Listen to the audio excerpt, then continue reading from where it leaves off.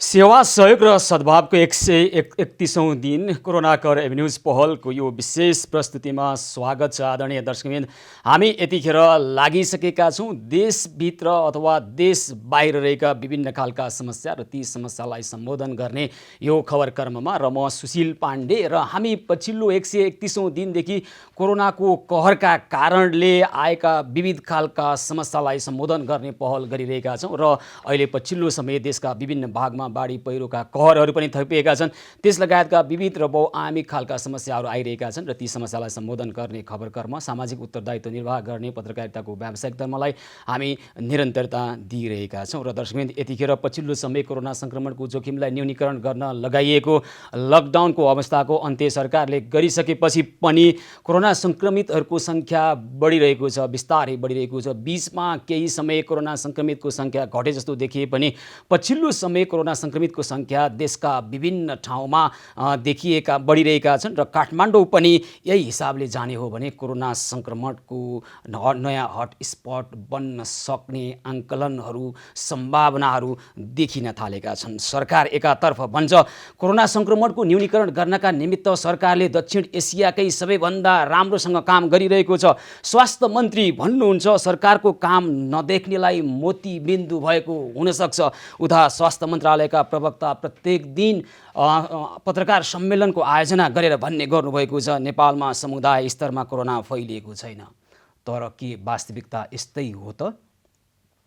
तथ्यहरूलाई हेर्ने हो भने, प्रमाणहरूलाई दाँजेर हेर्ने हो भने अवस्था यस्तो छैन। मन्त्रालयकै अधिकारीहरू, पछिल्लो समय स्वास्थ्य मन्त्रालयकै अधिकारीहरू अहिले बोली फेर्न थालेका छन् र जोखिम निकै बढेको छ भन्न थालेका छन्। र काठमाडौँ उपत्यकामा पछिल्लो समय जसरी कोरोनाको सङ्क्रमितहरूको सङ्ख्या बढ्दै गएको देखिएको छ, जसरी बाहिरी जिल्लाहरूमा पनि, उपत्यकाभन्दा बाहिरी जिल्लाहरूमा पनि पर्सा, मोरङ, स्याङ्जामा जसरी कोरोना सङ्क्रमितहरूको सङ्ख्या बढ्दै गएपछि त्यहाँ निषेधाज्ञाको अवस्था सिर्जना गर्नुपर्ने परिस्थिति जस्तो आएको छ, यसले पछिल्लो यी दृश्यहरूले राम्रो सङ्केत गरिरहेको छैन। यी दृश्यहरूले के सङ्केत गरिरहेको छ त्यो सङ्केतलाई बुझ्न सक्ने हो भने हामी कोरोना सङ्क्रमितको जोखिमलाई न्यूनीकरण गर्न सक्छौँ। होइन भने एक खालको यो एकरो रटान र यो दाबीले मात्र कोरोना सङ्क्रमितको जोखिमलाई न्यूनीकरण गर्न नसक्ने अवस्था छ। हुन त उपत्यकाकै कुरा गर्ने हो भने उपत्यकाभित्र नै नाकामा स्वाब सङ्कलन गरिएको छ पछिल्लो समय। तर स्वाब दिएर गएका व्यक्तिहरूलाई पोजिटिभ आइसकेपछि उहाँहरूलाई सम्पर्क गर्न खोज्दा, कन्ट्याक्ट ट्रेसिङ गर्न खोज्दा गलत ठेगाना र टेलिफोन नम्बर नै गलत टिपाएका कारणले गर्दा उहाँहरूलाई कन्ट्याक्ट ट्रेसिङ गर्न नसकिरहेको परिस्थिति छ। त्यसकारण हामी भनिरहेका छौँ उपत्यकाकै कुरा गर्ने हो भने पनि स्वाब दिएको भन्दा तेब्बर मानिस सुरक्षाकर्मीको आँखा छलेर विभिन्न नाका भएर अहिले काठमाडौँ उपत्यका भित्रिरहेका छन्।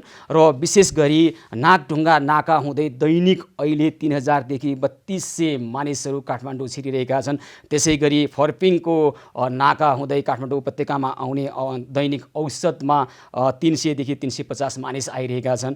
र साँगाको नाका हुँदै अहिले दैनिक 1200 भन्दा बढी व्यक्ति काठमाडौँ उपत्यका भित्रिरहेका छन्। र यी व्यक्तिहरू विशेष गरी हटस्पटबाट आएका व्यक्तिहरूमा कोरोना सङ्क्रमणको जोखिम निकै उच्च देखिएको छ।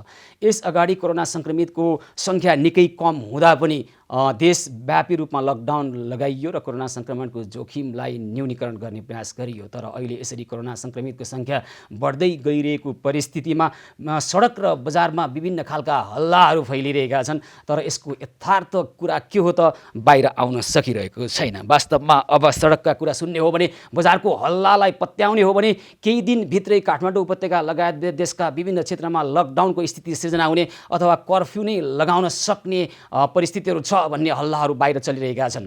र हाम्रा दर्शकहरू र आम मान्छेलाई यतिखेर एक खालको भ्रम, एक खालको त्रास बढ्दै गएको परिस्थिति छ। हामी यो भ्रमलाई चिर्ने कोसिस गरिरहेका छौँ। वास्तविक कुरा के हो त? देशमा यतिखेर कोरोना सङ्क्रमितहरूको स्थिति के हो? कोरोना सङ्क्रमणको स्थिति कसरी आङ्कलन गरिरहेको छ राज्य पक्षले अथवा सम्बन्धित निकायले? र काठमाडौँ उपत्यकाकै कुरा गर्ने हो भने काठमाडौँ उपत्यका भित्रिने विभिन्न नाकामा कस्तो खालको व्यवस्थापन गरिएको छ, कोरोना सङ्क्रमणको जोखिम न्यूनीकरण गर्नका निमित्त के कस्ता उपायहरू अवलम्बन गरिएका छन् भन्ने सम्बन्धमा आज हामी कुराकानी गर्न जाँदैछौँ। इपिडेमियोलोजी तथा रोग नियन्त्रण महाशाखाका निर्देशक डाक्टर वासुदेव पाण्डेसँग हामी कुराकानी गर्नेछौँ सर्वप्रथम। त्यसै गरी त्यसपछि हामी ट्राफिक प्रहरी महाशाखा प्रमुख एसएसपी भीमप्रसाद ढकालसँग पनि हामी कुराकानी गर्नेछौँ र देशभर थप कडाई गर्ने तयारी, लकडाउन वा कर्फ्यू लगाउने तयारी भइरहेका हल्ला बाहिर चल्दै गर्दा यसमा विश्वास गर्ने कि नगर्ने हाम्रा दर्शकहरूलाई पनि एक खालको भ्रम सिर्जना भएको हुनसक्छ। यही भ्रम चिर्ने कोसिसमा हामी यतिखेर डाक्टर वासुदेव पाण्डेसँग जोडिएर कुराकानी गर्ने प्रयास गर्दैछौँ। डाक्टर वासुदेव पाण्डे टेलिफोन सम्पर्कमा आउनुभएको छ। त्यस पछाडि हामी ट्राफिक प्रहरी महाशाखाका प्रमुख एसएसपी भीमप्रसाद ढकालसँग पनि कुराकानी गर्नेछौँ। उपत्यकाकै कुरा गर्ने हो भने उहाँहरूको अहिलेको उपत्यकामा मानिसहरू विभिन्न नाकाबाट जसरी भित्रिरहनु भएको छ, उहाँहरूको परीक्षणको अवस्था र औसतमा प्रतिदिन कति मानिसहरू भित्रिरहनु भएको छ र यसरी काठमाडौँ उपत्यकामा भित्रिएका मानिसहरूबाट कोरोना सङ्क्रमणको जोखिमलाई न्यूनीकरण गर्नका निमित्त के कस्तो व्यवस्थापन नाकामा गरिएको छ भन्ने बारेमा पनि बुझ्ने प्रयास गर्छौँ। यतिखेर हामीसँग एपिडेमियोलोजी तथा रोग नियन्त्रण महाशाखाका निर्देशक डाक्टर वासुदेव पाण्डे टेलिफोन सम्पर्कमा हुनुहुन्छ। हजुर डाक्टर पाण्डे, नमस्कार, कार्यक्रममा स्वागत छ यहाँलाई। हजुर नमस्कार। हजुर, अब अहिले पछिल्लो समय हुन त बिचमा सङ्क्रमितहरूको सङ्ख्या के घटे जस्तो देखियो थियो सङ्ख्यात्मक हिसाबले, होइन डाक्टर पाण्डे? यतिखेर चाहिँ कस्तो आङ्कलन गरिरहनु भएको छ तपाईँहरू एपिडेमियोलोजी तथा रोग नियन्त्रण महाशाखाले अहिलेको कोरोना सङ्क्रमणको अवस्थालाई कसरी मूल्याङ्कन गरिरहनु भएको छ यहाँहरूले? अब अहिले लकडाउन भएको लकडाउन चाहिँ सकिएको अवस्थामा अब पब्लिकहरूले जुन जनसमुदायले अब कोरोना नियन्त्रण भएको हो कि भन्ने जस्तो अवस्थामा लिइदिनु भयो र यो अहिलेको लकडाउन सकिएको हप्ता दिन पछि नै तुरुन्तै सङ्क्रमित सङ्ख्या काठमाडौँमा बढेको छ। अब लगभग हाम्रो 5-6 जना जति व्यक्तिहरू काठमाडौँमा सङ्क्रमितहरू भेटिए। अब अहिलेको यो लास्ट हाम्रो हेर्दा त्यो मध्येमा पनि सबभन्दा बढी मान्छेहरू काठमाडौँमा सङ्क्रमित भएका व्यक्तिहरू यो प्रहरीको हाम्रो संरचनामा लगभग 65 जना व्यक्तिहरू सङ्क्रमित हुनुभयो। त्यसको साथसाथै हाम्रो नाकाबाट हामीले रोग नियन्त्रण महाशाखा स्वास्थ्य मन्त्रालयको तर्फबाट यो त्यहाँ नाकाहरूमा चेक जाँच गर्न हेल्थ टेस्ट त छँदैछ। त्यसको साथसाथै स्वाबहरू कलेक्सन गरेर हेर्दा पनि ती व्यक्तिहरू जस्तै वीरगञ्ज भयो, पर्साको वीरगञ्ज, राजविराज, बारा लगायत तराईका अरू जिल्लाहरूबाट जुन काठमाडौँमा छिर्ने हुनुहुन्छ कामको सिलसिलामा, साथै भारतका विभिन्न ठाउँबाट आउने व्यक्तिहरूमा जाँच गर्दा उहाँमा कोरोना सङ्क्रमण भएको पुष्टि भएको छ। यो हिसाबले हेर्दा यो लकडाउन खुलेपछि काम खुल्छ भन्ने हिसाबले हामी त्यो भित्र आउनुभयो। त्यसको कारणले सङ्क्रमणको सङ्ख्या बढेको हुनाले हामीलाई थप चुनौती चाहिँ थपिएको छ। अब के त्यो त अहिलेसम्म लकडाउनकै परिस्थितिलाई कायम राखिएको भए यो स्थिति त मैले तपाईँकै शब्दमा यो चुनौती थपिँदैन थियो कि, अथवा हामीले कोरोना सङ्क्रमणलाई न्यूनीकरण गर्नका लागि जे जस्ता उपायहरू अपनाए ती पर्याप्त हाम्रो क्षमताले भ्याउनेसम्म त्यति मात्रै थियो कि योभन्दा पृथक केही गर्नु पर्थ्यो कि त्यो गर्नलाई ढिलाइ भइसक्यो कि अब पनि केही गर्न सक्छौँ कि के हो त यहाँहरूको आङ्कलन र मूल्याङ्कन? हाम्रो यसमा के छ भने अब लकडाउन भनेको हामीलाई तयारीको लागि दिएको समय हो। यो चाहिँ सल्युसन चाहिँ हुँदै होइन। त्यो हिसाबले हामीले लगभग 4 महिना लकडाउन भयो र त्यो अवधिमा धेरै प्रकारको तयारी गरियो। जस्तै गाइडलाइन्सहरू बनाइयो, अस्पतालको तयारीहरू भयो, चिकित्सकहरूको तयारी गरियो, हामीले कन्ट्राक्ट टेस्टिङको लागि चाहिँ तालिमहरू दियो। देशभरिमा 1075 चाहिँ त्यो कन्ट्याक्ट टेस्टिङको टिमहरू बनाइयो। हजुर, त्यो सबै कामहरू भएको हुनाले अलि हामी तयारी जस्तो भयो र केसहरू सकिएकै अवस्था होइन। तर पनि अब एउटा समुदायमा यो हाम्रो यो एउटा लकडाउन गरेपछि अरू कामहरू सबै बन्द भएको र अरू यो कोरोनाले पनि अरू कारणले जस्तै सुसाइडको रेट बढेको, अरू खालको समस्याहरू पनि बढेको, मान्छेले खानै नपाएर समस्याहरू भएको हिसाबले अब यो लकडाउनलाई हामीले व्यवस्थित तरिकाले खोलेर हामी अगाडि जानुपर्छ भन्ने हिसाबले खोलेको हो। तर यो अवस्थामा झट्टै बाहिरबाट व्यक्तिहरू आइदिनु भयो र त्यसबाट सङ्क्रमण भएको हुनाले काठमाडौँ जस्तो एकदमै जनघनत्व भएको ठाउँमा यसरी व्यक्तिहरू जानुभयो र अरू व्यक्तिहरूलाई सर्यो। हामीले त्यो लेखलाई एउटा छुट्याउन सकिएन। एक ठाउँमा कन्टेन गर्न सकिएन भने अब दिल्लीमा जुन अवस्था भएको छ काठमाडौँमा त्यो अवस्था हुन सक्ने भएको हुनाले हामीलाई यसलाई अझ व्यवस्थित गर्नुपर्ने हिसाबले हामीले जस्तै अहिले केही दिन अगाडिबाट यो राति चाहिँ काठमाडौँमा छिर्न नपाइने बिहान भएपछि राति 5 बजेदेखि बिहान 7 बजेसम्म एउटा समय राखेको छ। त्यसरी गृह मन्त्रालयले गरेको छ। अब त्यस्तै पर्यो भने अरू स्टेपहरू लिनु त्यही त डाक्टर पाण्डे यहाँले भन्नुभयो लकडाउन हामी तयारीका लागि नियन्त्रण यो कोरोनाको सङ्क्रमणको जोखिमलाई नियन्त्रण गर्नका लागि समय हामीले लिएको भन्नुभयो हैन। यो लकडाउन सकिसकेपछि त देखिनु पर्थ्यो नि त त्यो समयमा हामीले के तयारी गरेछौँ त, अथवा काठमाडौँ उपत्यकै भित्रिने कुरामा पनि तपाईँले भन्नुभयो जस्तो राति भित्रिए चाहिँ कोरोना सङ्क्रमित नहुने, दिउँसो भित्रिँदा चाहिँ हुने अथवा नहुने दिउँसो भित्रिँदा राति चाहिँ बन्द गरेको भन्ने कुरो छ। यसको पनि तर्क कतिको मिल्छ? पहिला चाहिँ मलाई भनिदिनुहोस् त अब हामीले कति तयारी गरेछौँ त यो लकडाउनको अवधिमा? तयारी राम्रो भएको भए त सङ्क्रमितको सङ्ख्या न्यूनीकरण भएर नियन्त्रण उन्मुख हुनुपर्ने, अहिले हामी नियन्त्रण उन्मुख त छैनौँ त, यहाँको शब्दमै कुरा गर्ने हो भने पनि होइन। यसमा यहाँलाई मैले के अनुरोध गरौँ भने यो हाम्रो नेपालको लागि नेपालको कुरा मात्रै गरेर यसमा हुँदैन। यो त ग्लोबल पेन्डेमिक भन्छ नि, पेन्डेमिकले बोर्डरै क्रस गर्ने कुनै सिमाना छैन। अब हामी केमा निर्भर छौँ भने अहिले भारतमा एकै दिनमा 50,000 60,000 केसहरू छन्। हाम्रो सिमाना चाहिँ धेरै लामो छ। हाम्रो सशस्त्र प्रहरी बल अथवा हाम्रो सुरक्षा निकायहरूले त्यहाँ चाहिँ निश्चित जाँच निरीक्षण गर्नुहुन्छ। हाम्रो हेल्थ टेस्टहरू छ। त्यो हुँदाहुँदै पनि त्यहाँबाट आउने व्यक्तिहरूलाई हामीले चेक जाँच गर्ने, उहाँको स्वाब लिने त एउटा कुरा छ। त्योदेखि बाहेक अरू चाहिँ खुला सिमानाहरू भएको हुनाले अरू विभिन्न नाकाहरूबाट सानोतिनोबाट छिरेर आउने चाहिँ प्रचलन चाहिँ नेपालमा छ। त्यसको साथसाथै काठमाडौँमा पनि मैले राति र दिउँसो भनेको कुरा के भने यसलाई अझ रातिमा चाहिँ हामीले हाम्रो त्यो चाहिँ हेल्थ टेस्टहरू त्यति एक्टिभ नहुने, हामीले स्वाब लिन पनि नसकिने, त्यो हिसाबले राति चाहिँ बन्द गर्ने, दिउँसो आएपछि उहाँहरूलाई चाहिँ एकदम टाइटली हेर्ने र कुन जिल्लामा जहाँनिर अत्याधिक सङ्क्रमण भएको छ त्यस्ता ठाउँका व्यक्तिहरूलाई विशेष निगरानी गर्ने, उहाँहरूको जाँच गर्ने र परेको व्यक्तिहरूलाई मात्रै स्वाबहरू कलेक्सन गरेर अनि हामीले भित्र छिर्न दिने, यस्तो व्यवस्थापन गर्नको लागि राति भनेको पर्यो भने चाहिँ दिउँसो पनि बन्द गर्नुपर्ने हुनसक्छ। हामीले त्यो चाहिँ अवस्था हेरेर त्यही अनुसारको विश्लेषण गर्ने र त्यही अनुसारको स्टेपहरू अगाडि सार्ने कुरा हुन्छ। त्यही त अब डाक्टर पाण्डे जसरी स्वाब सङ्कलन गर्ने गरिएको छ र पछि पोजिटिभ आइसकेपछि सम्बन्धित व्यक्तिलाई टेलिफोन गर्दाखेरि टेलिफोन नम्बरै गलत दिएको, सम्पर्क ठेगाना नै गलत दिएको र कतिपय काठमाडौँ भित्रिएका व्यक्तिहरूको स्वाब सङ्कलन भइसक्दा पोजिटिभ आएपछि म त वीरगन्ज पुगिसकेँ भनेका खबरहरू पनि आइरहेका छन्। यसले त यो खालको औपचारिक काम मात्रै भइरहेको छ, यो देखावटी रूपमा साँच्चै कोरोना नियन्त्रणका लागि गम्भीर र अलिक प्रभावकारी ढङ्गबाट काम भएको छैन भन्ने देखिन्न। एकदमै सही कुरा गर्नुभयो। हामी पहिला आफै जुन व्यक्ति हुन्छ नि समुदायमा व्यक्तिहरू आफै सचेत हुनुपर्ने अवस्था छ।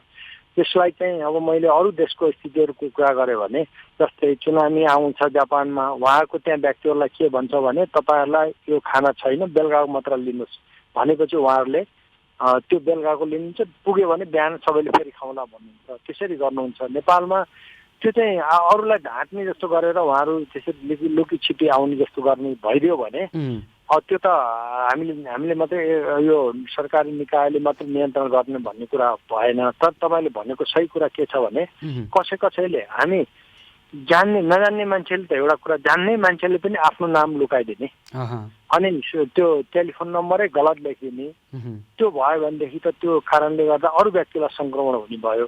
अब यहाँले भने जस्तै हाम्रो चाहिँ त्यहाँ समस्या कस्तो देखियो भने हामी चाहिँ स्वाब लियौँ, स्वाब लिएर हामीले भन्न त भन्छौँ तपाईँहरू घर छुट्टिएर घरमा बस्दिनु होला, यो रिपोर्ट नआउन्जेल चाहिँ तपाईँहरू नगरिदिनु होला भनेर त हामीले भन्छौँ। तर उहाँहरू त्यही बसमा चढेर जानुहुन्छ नि त, त्यहीँनिर क्वारेन्टाइन हामीले गर्न सकिदिएको भएदेखि उहाँलाई चाहिँ त्यो रिपोर्ट आइसकेपछि रिपोर्ट पनि इन्स्ट्यान्टली दिने प्रविधि भइदिइसकेको भए त्यही त। अब त्यहाँसम्म आइपुग्दा कति व्यक्तिहरूलाई उहाँहरूले अब सम्पर्कमा आइसक्नु भएको हुन्छ, त्यहीँ सर्ने सम्भावना रह्यो होइन त। भनेपछि त अब अहिले यो बिन्दुमा उभिएर हेर्दा हामीले कोरोना सङ्क्रमणको जोखिमलाई न्यूनीकरण गर्नका लागि अहिलेसम्म भएका उपायहरू अपनाइसकेछौँ।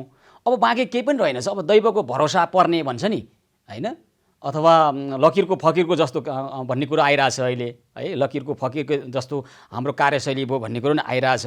मन्त्रीज्यूहरू यसो भन्न थाल्नु भएको छ। अब डाक्टर पाण्डे हामी त्यसो भए दैव भरोसा भएर बस्ने हो, भगवान् भरोसामै बस्ने? अब एउटा विद्यार्थी पनि हो र मैले 20औं-25औं वर्ष यो विषयमा पढेँ। यो भाइरस त नयाँ हो भए तापनि यो आरएनए भाइरस भएको हुनाले यो विषयको पनि हामीले डिप अध्ययन गर्छौँ। अब उहाँले हजुरले भने जस्तै दैवको भरोसा गरेर बस्ने भएको भएदेखि त हामीले सुरुमै अब माघको 10 गते एउटा व्यक्ति आएको थियो, म त्यो असलमै थिएँ। त्यति बेला उहाँलाई विचार गर्दाखेरिमा चाहिँ यो व्यक्तिमा त्यस्तो ठाउँबाट आउनु भएको छ, ज्वरो आएको छ, नेपालमा त्यति जान्ने प्रविधि नै थिएन पहिला चाहिँ। त्यो व्यक्तिलाई यहाँदेखि स्याम्पल हामीले कलेक्सन गरेर हङकङसम्म लगाएर रोग पत्ता लगाएर नेपालमा भारतमा भन्दा पहिले नेपालमा चाहिँ यो रोग आइसक्यो भन्ने चाहिँ हामीले सूचित गरेकै हो। त्यसपछि अहिले आएर देशभरिमा होइन गर्नु भएको छ, यहाँहरूले पटक्कै काम गर्नु भएन भन्ने मेरो आरोप र दाबी पनि होइन। हामीले के भनिरहेका छौँ भने अब त्यसो भए अब के हो त डाक्टर पाण्डे, अब गर्ने के त? देशभर यतिखेर फेरि लकडाउन गर्ने तयारी भइरहेको अथवा कडाई गर्ने तयारी भइरहेको, कर्फ्यू लाग्ने हल्लाहरू चलिरहेका छन्। मलाई भनिदिनुहोस् त, यहाँ त यो सम्बन्धी विशेषज्ञ नै हुनुहुन्छ भाइरस सम्बन्धी, होइन? अब नियन्त्रणको उपाय के हो त? अब के बाँकी छ त हामीसँग? पहिलो कुरा चाहिँ मैले यहाँलाई के विशेष गर्न चाहन्छु भने हामी यस्तो तपाईँले जुन दैवको घरमा भन्ने भन्दा पनि हामीले एकदम कोसिस गरिरहेछौँ र यही हिसाबमा तपाईँले नेपालमा त्यति त्यो केसहरू जुन रूपमा जाने प्रेडिक्सन थियो त्यो रूपमा गएको छैन। हामी एक खालले कन्टेन गर्न सकेको हो, तर पनि यहाँ भने जस्तै कसैले दिँदैनन्। केही चाहिँ आएर वीरगन्जै फर्केर गए एकजना ड्राइभर, त्यो त हामी इडिसिडले त्यो सबै तपाईँहरूलाई जानकारी गराउने हामीले केही गरेर राख्नु पर्यो। अब मैले के उपाय बाँकी छ त भनेर डाक्टर पाण्डेसँग सोध्न चाहेको। उपायको कुरा भन्दा पहिलो कुरा त यो भाइरस चाहिँ किनभने यो भ्याक्सिन चाहिँ जुन बन्दैछ नि 20वटा क्यान्डिडेट चाहिँ तयारी अवस्थामा छ भए तापनि अरू देशमा त्यो टेस्ट गरेर त्यसको आउँदै गर्दा केही समय लाग्छ। त्यसको स्पेसल जस्तै हामीले अहिले प्लाज्मा दिनुपर्ने हामीले दिन सकिन्छ, यहाँ पऱ्यो भने दिने कुरा छ। अरू औषधिहरू पनि हामीले दिन सक्ने औषधिहरू एन्टिभाइरल स्पेसिफिक यो कोरोनालाई नेपालमा पनि त्यो ल्याउन सकिने छ। त्यो एउटा ट्रिटमेन्टको पाटो हाम्रो तयारी भनेको जस्तै भेन्टिलेटर काठमाडौँमा 120वटा अहिले इमिडिएटली परेको बेलामा राख्न सक्ने। सरकारले अब प्राइभेट हस्पिटलहरूसँग पनि जस्तै भूमिचालोको बेला जसरी गरेको थियो त्यसै गरेर सरकारले त्यो लिएर पनि अरूलाई चलाउन सक्ने पनि छ। त्यसो भएर तयारी काठमाडौँ लगायत अरू ठाउँमा तयारी छ। तर पनि यहाँहरूले विशेष के भने यो कोरोना सँगसँगै हामी जिउनु पर्ने जस्तो देखिन्छ, किनभने तुरुन्तै यो रोग जाने देखिँदैन। त्यो हुँदाखेरिमा हामी प्रिभेन्सन जुन सतर्कताकै उपाय जस्तै मास्कै लगाउने नपरे चाहिँ हामी हिँड्नु भएन। हामी काममा जानै पर्छ भने हामीले मास्क अब पर्सा, मोरङ, स्याङ्जामा निषेधाज्ञा लगाएर अथवा लकडाउनलाई कडाई गरेर नियन्त्रण गर्ने प्रयास पछिल्लो समय भइरहेको छ। काठमाडौँ उपत्यकामा पनि लकडाउन गर्ने अथवा कर्फ्यू लगाउने हल्लाहरू चलिरहेका छन्। यो खालको आवश्यकता हो? अब यो ठाउँ हेरेर अवस्था हेरेर जस्तो वीरगन्जमा त छ, कर्फ्यू नै छ, राजविराजमा छ, विराटनगरमा छ, इटहरीमा छ, विभिन्न ठाउँमा जहाँ केसहरू धेरै सङ्क्रमणहरू बढे त्यसमा फेरि हामीले थप व्यवस्था। अब काठमाडौँ उपत्यकामा पनि पछिल्लो समय सङ्ख्यात्मक हिसाबले बढिरहेको छ। हो काठमाडौँमा लकडाउन गर्नुपर्ने अथवा कर्फ्यू लगाउनु पर्ने अवस्था हो डाक्टर पाण्डे? होइन, अहिलेलाई मैले कर्फ्यू लगाउने अवस्था देखिनँ, किनभने हाम्रो जुन यो छ नि सबै जस्तै प्रहरी संरचनामै 65 जना हो हाम्रो अहिले यो एक हप्ताभित्रको कुरा गर्दा। त्यस्तै चाहिँ वीरगन्जदेखि लगाएर तराईबाट आउने नै व्यक्तिहरूमा सङ्क्रमण बढी भएको हो। तिनीहरूको उहाँहरूको कन्टेन्ट हामी सबै हाम्रा पहिलो दिन हामी नआए पनि दोस्रो दिनमा उहाँहरूलाई भेटाएर टेलिफोन हामी गर्छौँ, नभए सिसिएमसी अरू स्रोतबाट हामीले उहाँहरूलाई पत्ता लगाउँछौँ र उहाँहरूलाई त्यो चाहिँ हामीले गरेकै छौँ। त्यो हिसाबले होइन, हाम्रा दर्शकलाई अहिले एउटा चासो के छ भने काठमाडौँ उपत्यका अथवा देशका अन्य भूभागमा पनि जसरी बढिरहेको छ कोरोना सङ्क्रमितको सङ्ख्या, काठमाडौँकै कुरा गर्दा भनिदिनुहोस् त, यो स्थितिमा लकडाउन पुनः अब सुरु गर्ने अथवा निषेधाज्ञा नै लगाउने यो स्थिति हो कि होइन? अहिलेलाई मेरो विचारमा पहिला त्यो नाकामा तुरुन्त अहिले एक हिसाबले रोक्नु पर्यो। भनेको के गर्नु पर्यो नाकामा? ल काठमाडौँ उपत्यकाभित्र नाकामा के गर्नु पर्यो? नाका जुन बाहिर जिल्लाबाट आउने छ नि, एक जिल्लाबाट अर्को जिल्लामा जानु भन्ने थियो नि, त्यो स्थितिलाई अहिले हामीले यो अहिले भर्खरको यो जुन अहिले हप्ता भयो नि त्यसको सेटल नहुन्जेलसम्म नाकामा जानेर अब जस्तै कति जिल्लामा त केसै छैनन्, त्यस्ता जिल्लाहरू बाहेक अरू जहाँनिर धेरै सङ्क्रमित छन् त्यस्ता जिल्लाहरूबाट अहिले प्रवेश निषेध गर्नुपर्छ। त्यसपछि हामीले यो जुन कन्ट्याक्ट ट्रेसिङको छ हामीले अहिले भइसकेका सबै व्यक्तिहरूलाई आफ्नो दायरामा ल्याइसकेपछि स्थिति हेरेर पर्यो भने जुन अरू त्यो चाहिँ लकडाउनको स्थिति कसरी जाने भने त्यसपछि गर्नु पर्ला। अहिले 1 हप्तालाई हामीले चाहिँ त्यो बाहिरबाट नाकाहरू बन्द गर्ने र हामीले टेस्टिङ हामीले गर्ने र हामीले फेरि अर्को हप्तादेखि त्यो समुदायमा गएन भन्ने जुन प्रेभलेन्स सर्वेहरू गर्दैछौँ। त्यो सर्वेबाट चाहिँ हामीले त्यो हामीले उपलब्धिहरू के हुन्छ त्यो हेरेर त्यो अनुसार अगाडि बढ्नु पर्ला। अहिले तुरुन्तै लकडाउन चाहिँ एउटा सोल्युसन हो भन्ने चाहिँ मलाई लाग्दैन। अहिलेलाई चाहिँ नाका नै ठक्क रोकेर हामीले टेस्टिङलाई नै गराउने र टेस्टिङ भनेपछि काठमाडौँ उपत्यकाको कुरा गर्ने हो र अन्य जिल्लाको पनि कुरा गर्ने हो भने नाकामा कडाइ गर्ने र त्यहाँभित्र भित्रिसकेका सङ्क्रमितहरूलाई कन्ट्याक्ट ट्रेसिङ गरेर नियन्त्रणमा लिन सक्नुपर्ने यही परिस्थिति छ। अन्य उपाय अहिले त्यति सफल हुन्न भन्ने यहाँलाई लाग्छ होइन त? त्यो अहिलेलाई त्यो आवश्यक छैन भन्ने मलाई लाग्छ र अरू सबै व्यक्तिहरूले पनि आफ्नो जिम्मेवारी यो सरकारले यस्तो गरेन गर्यो भन्नुभन्दा आफूले गर्ने कुरा के हो भन्ने कुरा पनि मनमा राखिदिनु पर्यो। किनभने त्यो यो उहाँलाई एकजनालाई मात्रै होइन त्यसो उहाँको परिवारलाई हुन्छ, समुदायमा हुनसक्छ अनि सबैलाई हुनसक्छ। त्यो हिसाबले विचार गरिदिनु पर्ने भयो। ल हुन्छ, हामी नाकाको स्थिति बुझ्नेछौँ, काठमाडौँ उपत्यकाका नाकाको स्थिति बुझ्नेछौँ। एसएसपी भीमप्रसाद ढकाललाई टेलिफोन गरेर यो बारेमा बुझ्ने प्रयास गरिरहेका छौँ। वासुदेव पाण्डेजी, यहाँलाई चाहिँ धेरै धेरै आभार व्यक्त गर्छौँ, धन्यवाद भन्न चाहन्छौँ है त। हस्, धेरै धेरै धन्यवाद छ। एपिडेमियोलोजी तथा रोग नियन्त्रण महाशाखाका निर्देशक डाक्टर वासुदेव पाण्डे यतिखेर हामीसँग कुराकानी गर्दै हुनुहुन्थ्यो। काठमाडौँ उपत्यका कोरोना सङ्क्रमणको नयाँ हटस्पट बन्न सक्ने सम्भावना बढ्दै गएको यो परिस्थितिमा पुनः लकडाउन हुने अथवा कर्फ्यू लाग्न सक्ने, निषेधाज्ञा जारी हुने खालका हल्लाहरू बाहिर चलिरहेका छन्। यो अवस्था होइन र यसले कोरोना नियन्त्रणका निमित्त अहिले सहयोग पनि गर्दैन भन्ने खालको उहाँको तर्क छ। डाक्टर वासुदेव पाण्डेले भनेअनुसार नाकाहरूलाई नियन्त्रणमा गरेर जसलाई कोरोना सङ्क्रमण देखिएको छ र उहाँसँग सम्पर्कमा आउनुभएका व्यक्तिहरूलाई कन्ट्याक्ट ट्रेसिङ गर्दै यसलाई नियन्त्रणमा लिन सकिन्छ भन्ने कुरा उहाँले राख्नुभएको छ। यतिखेर नाकाको स्थिति के छ त? ट्राफिक प्रहरी महाशाखा प्रमुख एसएसपी भीमप्रसाद ढकालसँग हामी कुराकानी गर्ने प्रयास गरिरहेका छौँ।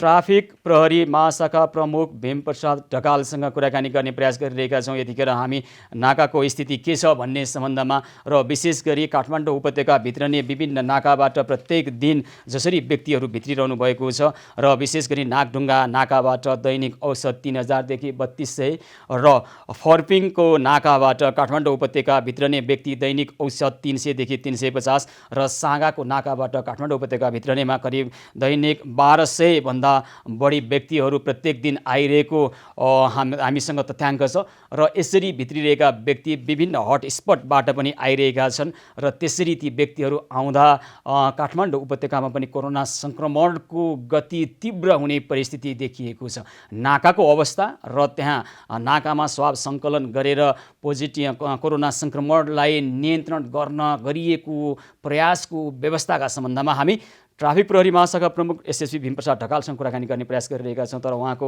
टेलिफोन उठिरहेको छैन। भीमप्रसाद ढकालको टेलिफोन उठिरहेको छैन।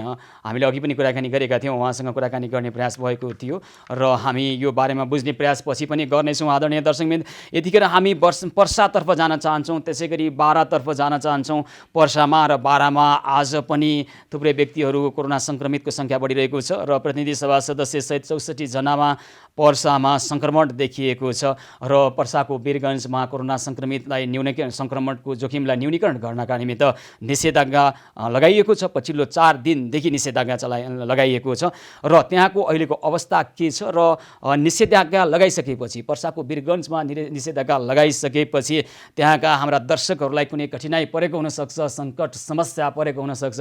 हामी त्यो सङ्कट र समस्यामा साथ दिन चाहन्छौँ, हातमा हात मिलाउन चाहन्छौँ र यहाँहरूलाई परेको समस्या अथवा स्वास्थ्य क्षेत्रको अहिलेको स्थिति के छ हामी यो बारेमा पनि बुझ्ने प्रयास गर्छौँ। हाम्रा संवाददाता पर्सा संवाददाता राजन रौनियारसँग कुराकानी गर्ने प्रयास हामी गरिरहेका छौँ। राजन रौनियारसँग हामी प्रत्यक्ष जोडिएर कुराकानी गर्छौँ र हाम्रा सहयोगी हातहरू त्यहाँसम्म जानका निमित्त हामी पहल गरिरहेका छौँ। त्यसै गरी बारामा पनि पछिल्लो समय समस्या आइरहेको छ। कोरोना सङ्क्रमितको सङ्ख्या बढिरहेपछि र पर्साको कोरोना सङ्क्रमणको अवस्थालाई हेरेर पनि बाराले आइतबार बिहान 5 बजेदेखि अनिश्चितकालका लागि निषेधाज्ञा जारी गरेको छ। आइतबार बिहान 5, भोलि बिहान 5 बजेदेखि र अब यसरी निषेधाज्ञा लगाइसकेपछि त्यहाँ बहुआयामिक खालका विविध खालका समस्याहरू भोग्नु पर्ने हुन्छ हाम्रा दर्शकहरूले। त्यसकारण हामी भनिरहेका छौँ, यहाँहरूलाई समस्या परिरहँदा हामी यहाँबाट केवल खबर मात्र सम्प्रेषण गर्ने छैनौँ, तपाईँका समस्या समाधान गर्नका निमित्त सहयोगी हातहरू त्यहाँसम्म आउनका लागि पहल पनि हामी गरिरहेका छौँ। र यतिखेर अब पर्सामा प्रतिनिधि सभाका सदस्य सहित 64 जनामा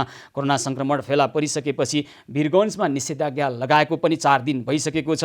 हामी यो अवस्था बुझ्नका लागि पर्सातर्फ जान चाहिरहेका छौँ। हाम्रा पर्सा संवाददाता राजन रौनिया यतिखेर प्रत्यक्ष सम्पर्कमा हुनुहुन्छ। राजन, हजुर सुशीलजी, अहिले के छ पर्साको स्थिति, के छ अहिलेको अवस्था, के छ अद्यावधिक अहिलेको अवस्थाको बारेमा जानकारी गराउनुहोस् त। अहिले पर्सा जिल्लाको अवस्था भनौँ भने एकदमै भयावह स्थिति हामीले मूल्याङ्कन गरेका छौँ। किनभने आज मात्र वीरगन्जको सबभन्दा नामी र ठुलो अस्पताल महिलाको उपचारको कोरोना पोजिटिभ भइसक्यो भर्खरै केही उहाँ चाहिँ 3 दिनको कारणले बृहत् अस्पतालमा एडमिट हुनुहुन्थ्यो। आज निधन भएको छ। निधन भइसकेपछि उहाँको आरडिटी पोजिटिभ आएको खबर अहिले भर्खरै हामीसँग आएको छ। त्यस्तै अहिले पर्सा जिल्लामा आज ठुलो उपलब्धि भनौँ भने वीरगन्ज हेल्थ केयर एउटा 100 बेडको अस्पताल आज स्थानीय प्रशासनले साकार गरेको छ र दुवै पक्षबीच चाहिँ आउने दिनमा भोलिदेखि नै कोभिड अस्पताल सञ्चालन गर्ने निर्णय गरिएको छ। त्यस्तै करिब पर्सा जिल्लामा 150 को हाराहारीमा कोरोना सङ्क्रमितहरू अहिलेसम्म आइसोलेसनमा जान पाएका छैनन् र व्यक्तिहरू आइसोलेसनमा जान नपाइसकेपछि टोल छिमेक घरमै कतिपय घुमिरहेका अवस्था छन् भने कतिपय घरकै आइसोलेसनमा बस्न बाध्य भएका छन्। त्यस्तै वार्ड नम्बर 16 नगुवामा पनि आज एकजना 64 वर्षीय वृद्ध चाहिँ 1 महिना पहिला भारतको दिल्लीबाट आएका थिए र उहाँ घरमा एक्लै बस्दै हुनुहुन्थे र आज उहाँको करिब 11 बजे निधन भएको छ। स्थानीय उहाँका छेउका व्यक्तिहरूको भनाइअनुसार उहाँले केही दिनदेखि ज्वरो आइरहेको थियो र घरमा कुनै पनि हेरचाह गर्न नभएको हुनाले चाहिँ बिहान कतिखेर मृत्यु भयो भनेर यथार्थ जानकारी उहाँहरूसँग छैन। समग्र रूपमा पर्सा जिल्लाको स्थिति अहिले भनौँ भने मेयर विजय कुमार सराबीलाई पनि देखाइसकेको रहेछ। त्यस्तै पर्सा क्षेत्र नम्बर 1 का सांसद प्रदीप यादवलाई पनि हिजो 12 बजे राति उहाँले कोरोना पोजिटिभ भएको उहाँले आफ्नो फेसबुक मार्फत जानकारी दिनुभएको थियो र नतिजा नारायणी अस्पतालले आज बिहान सार्वजनिक गरेको थियो। त्यस्तै करिब 400 भन्दा बढी कोरोना पोजिटिभ सङ्क्रमितहरू वीरगन्जमा अहिले छन् भने धेरै पोजिटिभहरू घर बाहिर छन्, अस्पताल बाहिर छन्, आइसोलेसन बाहिर, क्वारेन्टाइन बाहिर छ। जुन का छिमेकका जुन स्थानीय वासीहरू छन् उहाँहरू त त्रसित छन्, तर उनीहरूको जुन घर परिवारमा सुशील एउटा जुन हुन्छ वातावरणमा कोरोना पोजिटिभ छु, मलाई घरबाट बाहिर निस्किनु मिल्दैन, मेरो घर छिमेकका मान्छेहरूले मलाई घरबाट बाहिर वा घरका छिमेकहरू मेरो घरकै परिवार सदस्य किन नभए भने उनीहरू पनि बाहिर निस्किन मिल्दैन भन्ने एउटा वातावरण नेपाल सरकारको एउटा नीति रहेको छ, जसको नियमन चाहिँ स्थानीय प्रशासनले गर्छ। तर पर्सा जिल्लामा त्यस्तो देखिएको छैन। यहाँ प्रशासन पनि अपुग र कहीँ न कहीँ काम गर्दै पनि एउटा ठाउँसम्म नपुगेको अवस्था हामीले देखेका छौँ र वीरगन्ज महानगरपालिका लगायत यहाँका स्थानीय राजनीतिक दल र पर्सा जिल्लाका जुन स्थानीय सहायक सिडिओ एसपी भनौँ तिनीहरू कोभिड-19 सङ्क्रमणका व्यवस्थापक पक्षहरू हुन्। ऊ पक्षहरूमा पनि कहीँ न कहीँ मतभेद र कहीँ न कहीँ एउटा प्लानिङ नमिलेको कारण अहिले पर्सा जिल्ला एकदमै भयावह स्थितिमा छ। कस्तो सरकारी कर्मचारीहरूको बीचमा पनि के समन्वय नमिलेको भनिरहनु भएको छ, के जस्तै प्रमुख जिल्ला अधिकारी अथवा त्यहाँका प्रहरी प्रमुखसँग अथवा उहाँहरूले जसरी प्रभावकारी ढङ्गबाट यतिखेर सेवा गर्नुपर्थ्यो, जनताको सेवा, विशेष गरी अब कोरोना सङ्क्रमणलाई न्यूनीकरण गर्नका निमित्त तपाईँले भनेको सङ्केत गर्न खोज्नु भएको कुरा अझै स्पष्ट पार्नुहोस् त राजन। केही दिन पहिला महानगरपालिकाले एक घर एक पिसिआर भन्ने एउटा नीति लिएर आएको थियो। त्यो नीति अन्तर्गत उसले जिल्ला व्यवस्थापन समितिमा आफूले यो नीतिलाई पास गराउनको लागि र जिल्ला सङ्कट व्यवस्थापन समितिसँग उसले चाहिँ निर्णय गर्नुपर्ने एउटा प्रावधान रहेको छ। तर महानगरपालिकाले हावाको तालमा ल्याएको नीतिलाई स्थानीय जिल्ला व्यवस्थापन समितिले चाहिँ इग्नोर गरेको थियो। कारण के थियो भन्दाखेरि महानगरपालिकाका मेयर विजय कुमार सराउगीले एक घर एक PCR का लागि विभिन्न उद्योगपति सङ्घ संस्था यहाँ रहेका व्यापारीहरूसँग चाहिँ करिब 2 करोड भन्दा बढी रकम उठाएका थिए र केन्द्र सरकार प्रदेश सरकारले उनलाई महानगरपालिकालाई कुनै पनि सहयोग नगरेको भन्दै चाहिँ यी सङ्कलनहरू रकमहरू उहाँहरूले सहयोग बापत उठाएका थिए। तर भयो के महानगरपालिकाले जब यो रकमहरू उठाइसकेपछि PCR मसिन खरिद गर्यो, VTMहरू खरिद गरिसकेपछि महानगरपालिकासँग एउटा म्याप प्लानिङ नभएको कारणले यहाँका प्रमुख जिल्ला अधिकारीसँग उहाँको कुरा मिलेन। गत बिहीबारको कुरो हो, बिहीबार एउटा बैठक बस्दाखेरि महानगरपालिकाका प्रतिनिधिहरूले चाहिँ एक घर एक PCR भन्ने नीति हामी लिएर जान्छौँ र घर पर्सा जिल्लाका हरेक घरबाट एकजना व्यक्तिको हामी PCR गर्छौँ भनेर उनीहरूले कुरा राख्दाखेरि प्रमुख जिल्ला अधिकारीले चाहिँ एक घर एक PCR चेक जाँच गरिसकेपछि PCR मा पोजिटिभ आएका व्यक्तिहरूको व्यवस्थापन, उनीहरूको उपचार र उनीहरूले कहाँ के कसरी व्यवस्थापन गर्ने भनेर महानगरपालिकासँग प्लानिङ खोज्दाखेरि चाहिँ त्यो प्लानिङ महानगरपालिकासँग रहेन थियो र त्यही भएर चाहिँ यहाँका जिल्ला प्रमुख अधिकारीले चाहिँ र सङ्कट व्यवस्थापन समितिले त्यो नीतिलाई केही दिनको लागि स्थगित गर्न भनेको थियो। तर त्यही बेलादेखि महानगरपालिका र सङ्कट व्यवस्थापन समितिमा एउटा दूरी बढ्दै गएको थियो, जसकारण अहिले जुन स्थिति छ यहाँनिर पर्सा जिल्लामा त्यो दूरीकै कारण पर्सा जिल्लामा अहिलेसम्म यी सङ्कटहरू आएको र यसमा एउटा ठोस कुनै पनि पहल नहुन सकेको एउटा ठुलो कारण देखिएको छ। किनभने सुशील स्थानीय महानगरपालिकाको सबै हक अधिकार महानगरपालिकालाई दिएको छ। यद्यपि सङ्कट व्यवस्थापन समितिका अध्यक्ष प्रमुख जिल्लाधिकारी हुन्छन्, तर पनि चाहिने व्यवस्थापन र उसको खर्चहरू चाहिँ महानगरपालिका मार्फत नै आउँछ। अहिले जुन महानगरपालिकाले जुन व्यवस्था देखाइयो उसको कारण वीरगञ्जका जिल्लावासीहरूले चाहिँ यो सङ्कट झेलिरहेका छन्। यति मात्र होइन, केही दिन पहिला हामी लगभग बुधबारतिर महानगरपालिकाले स्वास्थ्य शाखाका कर्मचारीहरूले चाहिँ महानगरपालिकाले अब जुन यो कन्ट्याक्ट ट्रेसिङहरू गर्ने काम हुन्छ, सङ्क्रमितहरूको कन्ट्याक्ट ट्रेसिङ गर्ने काम हुन्छ, त्यसमा पनि समानान्तर सरकार जस्तो देखिएको थियो। एकतर्फ जिल्ला प्रशासन कार्यालयले आफूले कन्ट्याक्ट ट्रेसिङ गर्ने काम गराइरहेको थियो भने महानगरपालिकाले एक घर एक PCR नीति अनुसार वीरगञ्ज महानगरपालिका वार्ड नम्बर 9 देखि सुरु गरेको थियो। त्यहाँ समानान्तर सरकार त हामीले देखेका थियौँ, तर स्थानीय स्तरमा एउटा समानान्तर सरकार एकतिर जिल्ला प्रशासन कार्यालय आफ्नो काम गरिरहेको थियो भने एकतिर महानगरपालिकाले काम गरिरहेको थियो।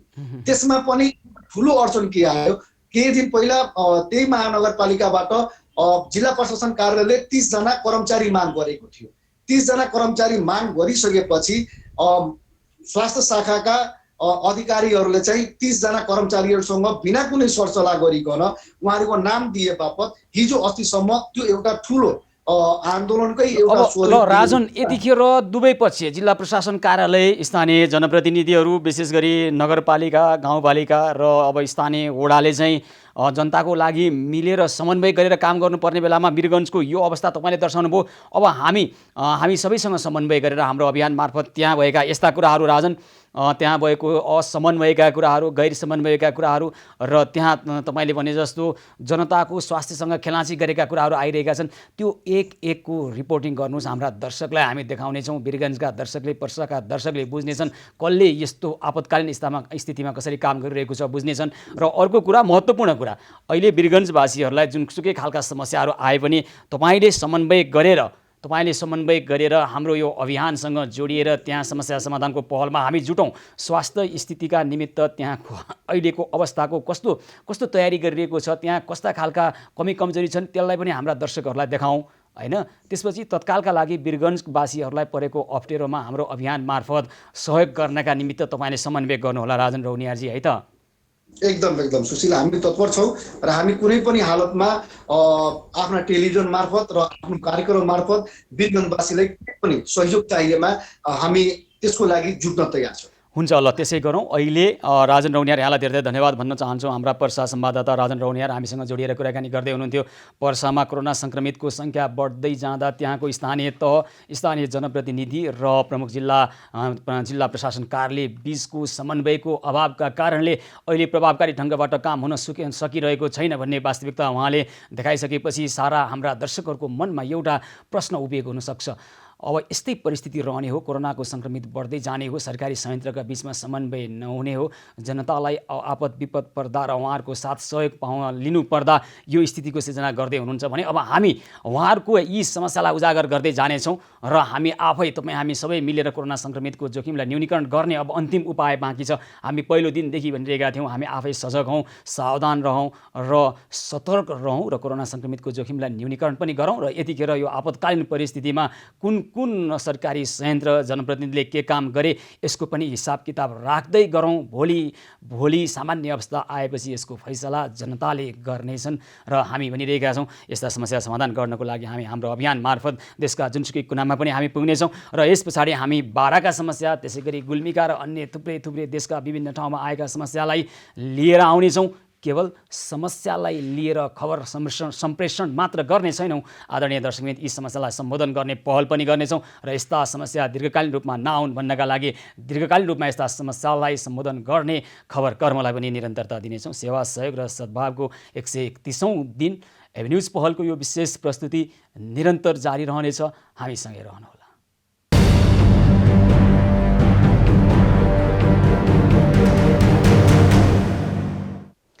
सेवा, सहयोग र सद्भावको 131औं दिन एभेन्यूज पहलको विशेष प्रस्तुतिमा पुनः स्वागत छ। आदरणीय दर्शकवृन्द, हामी यतिखेर लागिरहेका छौँ देशका विभिन्न भागबाट आएका समस्यालाई सुनेर समस्या सम्बोधन गर्ने यो साझा पहलमा। पर्सा, छिमेकी जिल्ला पर्सामा समुदाय स्तरमै कोरोना सङ्क्रमितहरूको सङ्ख्या बढ्दै गएपछि अहिले बारामा यसरी त्रास बढेको छ कि यो त्रासका कारणले गर्दाखेरि अब आइतबार बिहान 5 बजेदेखि लागू हुने गरी त्यहाँ जिल्ला प्रशासन कार्यालयले निषेधाज्ञा लगाउने तयारी गरिरहेको छ भोलि बिहान 5 बजेदेखि। र अघि हामीले कुराकानी गर्दै गर्दा डाक्टर वासुदेव पाण्डेले भन्दै हुनुहुन्थ्यो अहिले लकडाउन अथवा निषेधाज्ञाले अब त्यति काम गर्ने भन्दा पनि हामीले प्रभावकारी ढङ्गबाट कोरोना सङ्क्रमितबाट र थप सङ्क्रमण फैलाउन सक्ने जोखिमलाई नियन्त्रण गर्नको लागि हामीले कन्ट्याक्ट ट्रेसिङ गर्नु पर्थ्यो। त्यसमा समस्या भइरहेका कारणले यसरी बढिरहेको छ। भित्र यो भुसको आगो भइसकेको हुनसक्छ। त्यसकारण यसलाई नियन्त्रण गर्नका लागि, कोरोना सङ्क्रमितको जोखिमलाई न्यूनीकरण गर्नका लागि हामीले जुन ढङ्गबाट प्रभावकारी र सक्रियतापूर्वक लाग्नु पर्थ्यो त्यसमा कहीँ चुकिरहेको अवस्थाको सङ्केत उहाँले गर्नुभएको थियो।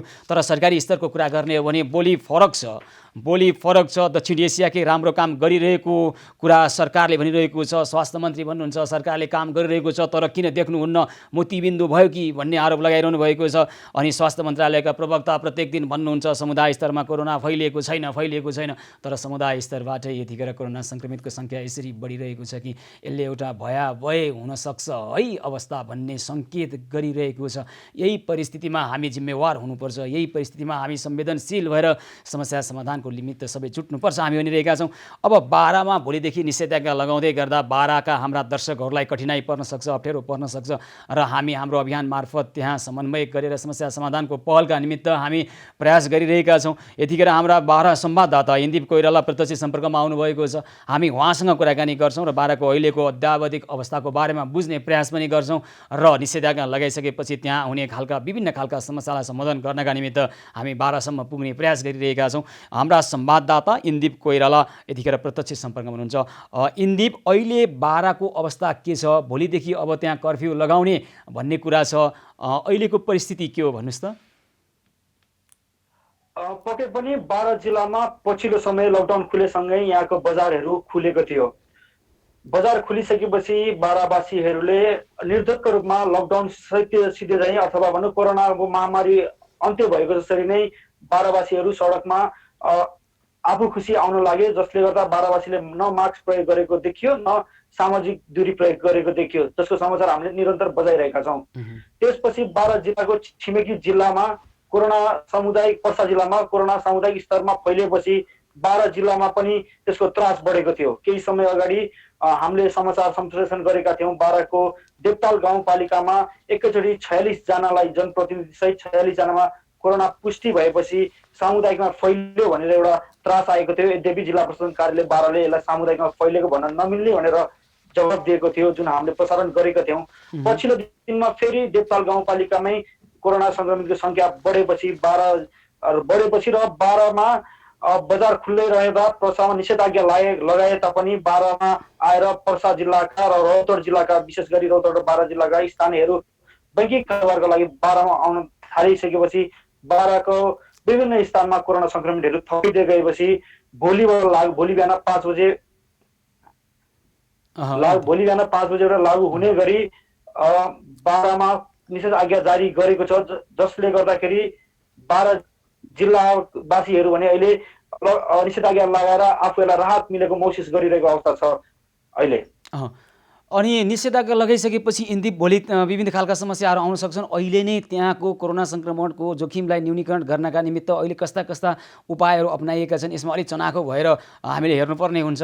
र विशेष गरी निषेधाज्ञा लगाइसकेपछि बाराका हाम्रा दर्शकहरूलाई कठिनाइ पर्न सक्छ, कुनै अप्ठ्यारो पर्न सक्छ, उहाँहरूले हामीलाई टेलिफोन गर्न सक्नुहुन्छ र त्यसपछि हामीले तपाईँ मार्फत त्यहाँका समस्यालाई समाधान गर्नका निमित्त होइन, कसैलाई अब कोरोना संक्रमणको शङ्का लाग्न सक्छ, अस्पतालसम्म जानुपर्ने परिस्थितिको सिर्जना अथवा विभिन्न खालका अन्य रोग लागेका व्यक्तिहरू औषधि उपचारको अभाव रहन सक्छ, यसमा विशेष सक्रियतापूर्वक लाग्नुपर्ने देखिन्छ इन्दिप।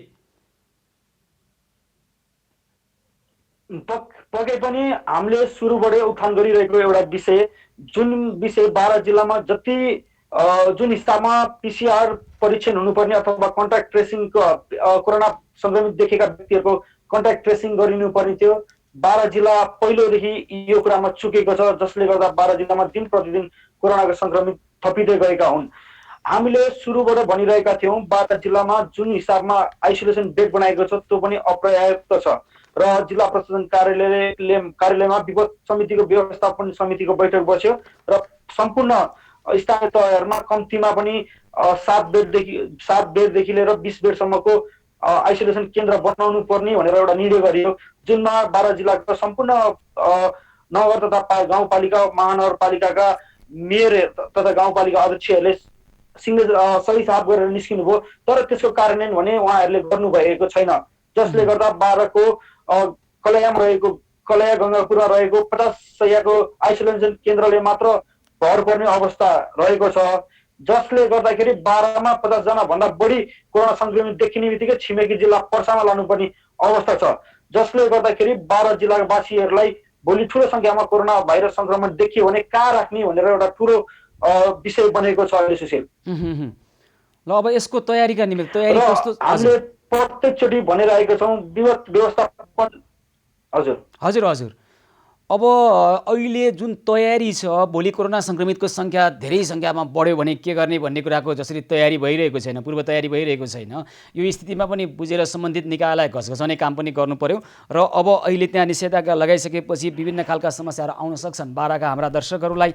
त्यसका लागि म तपाईँको टेलिफोन नम्बर दिन्छु, हाम्रा बाराका दर्शकहरूलाई कृपया उहाँलाई टेलिफोन गर्न सक्नुहुन्छ र उहाँ मार्फत तपाईँका कुनै समस्या छ भने हाम्रो यो अभियानमा राख्न सक्नुहुन्छ र हामी सहयोगका निमित्त हामी समन्वय गर्नेछौँ। तपाईँको टेलिफोन नम्बर इन्दिप म यहाँबाट भन्छु है, 9801 30351, हाम्रा बारा संवाददाता इन्दिप कोइरालाको टेलिफोन नम्बर हो। इन्दिप सही छ टेलिफोन नम्बर 9801 30351। इन्दिप पनि सुशील यो नम्बरमा मलाई सम्पर्क गर्न सक्नुहुन्छ र 12 जिल्लामा कसैलाई केही समस्या पर्यो भने हामी त्यहाँ तुरुन्तै आइपुग्ने छौँ। अहिलेबाट हामीले जिल्ला प्रशासन कार्यालयका सिडिओ रुद्रप्रसाद पण्डित र 12 जिल्लाका एसपीसँग सहकार्य गरिसकेका छौँ। भोलिबाट 12 जिल्लामा पर्ने कुनै जुनसुकै हाम्रा दर्शकबिनहरूलाई पर्ने अप्ठ्यारोको लागि एभिन्युज खबरको टिम तयार छ भनेर हामीले उहाँहरूसँग सहकार्य गरिसकेका छौँ र 12 जिल्लामा बडो एभिन्युज टेलिभिजनमा हुन्छ इन्दिप, हाम्रा बारा संवाददाता इन्दिप कोइराला हामीसँग अहिले कुराकानी गर्दै हुनुहुन्छ। कृपया बारा जिल्लावासी तपाईँहरू जो कोहीलाई कुनै पनि समस्या पर्यो भने हामी यो समस्या समाधान गर्नका निमित्त पहल गर्छौँ। इन्दिप कोइरालालाई तपाईँ 9801 30351 मा टेलिफोन गरेर तपाईँले समस्या समाधानको निमित्त पहलका निमित्त आग्रह गर्न सक्नुहुन्छ। टेलिफोन नम्बर टिप्न सक्नुहुन्छ 9801 30351 इन्दिप कोइराला। त्यसै गरी हामीलाई हाम्रो स्टुडियोको टेलिफोन नम्बर 4017 800 पनि टेलिफोन गर्न सक्नुहुन्छ, 4017 800। त्यसै गरी 9861934444 पनि SMS गर्न सक्नुहुन्छ, 9861934444 र तपाईँको लागि पर्ने जुनसुकै खालका समस्यालाई समाधान गर्नका निमित्त हामी यो साझा पहलमा जोडिएका छौँ। यतिखेर भने कोही दर्शक टेलिफोन सम्पर्कमा आउनुभएको छ, म उहाँलाई स्वागत गर्छु। केशव राणाबाट शङ्खमूलबाट, केशव देवी राणाबाट शङ्खमूलबाट, केशव देवी राणाभाटजी हुनुहुन्छ शङ्खमूलबाट। हजुर नमस्कार, कार्यक्रममा स्वागत छ यहाँलाई।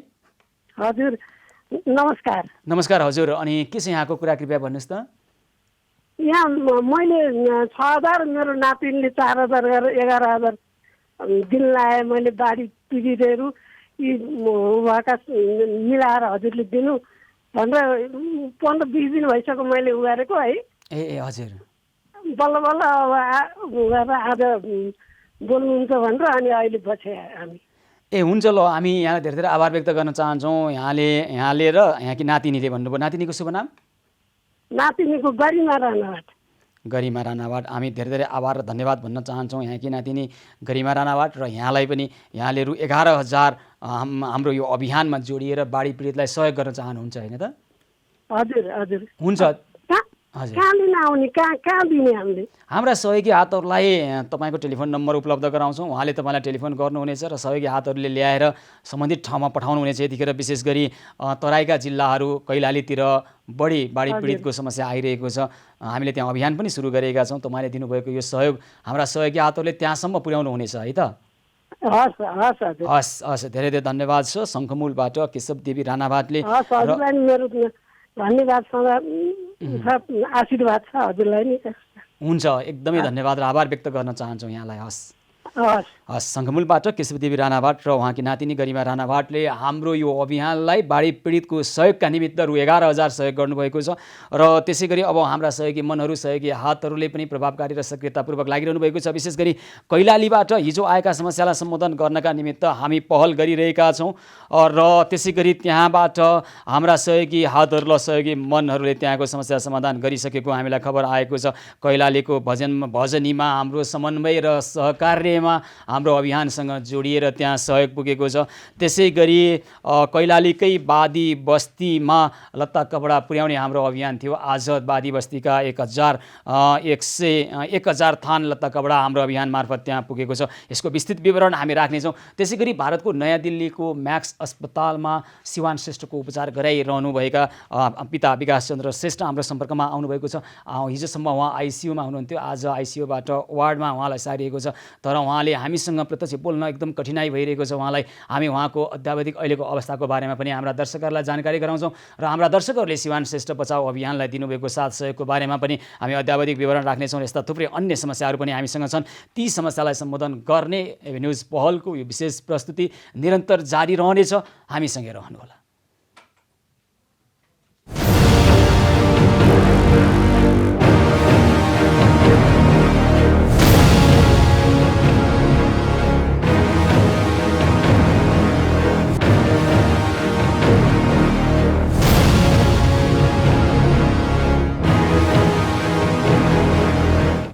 सेवा, सहयोग र सद्भावको 131औं दिन एबी न्युज पहलको यो विशेष प्रस्तुतिमा पुनः स्वागत छ। आदरणीय दर्शकवृन्द, हामी यतिखेर लागिरहेका छौँ देशभरका विभिन्न ठाउँबाट आएका विविध खालका समस्यालाई सम्बोधन गर्ने यो खबर कर्ममा।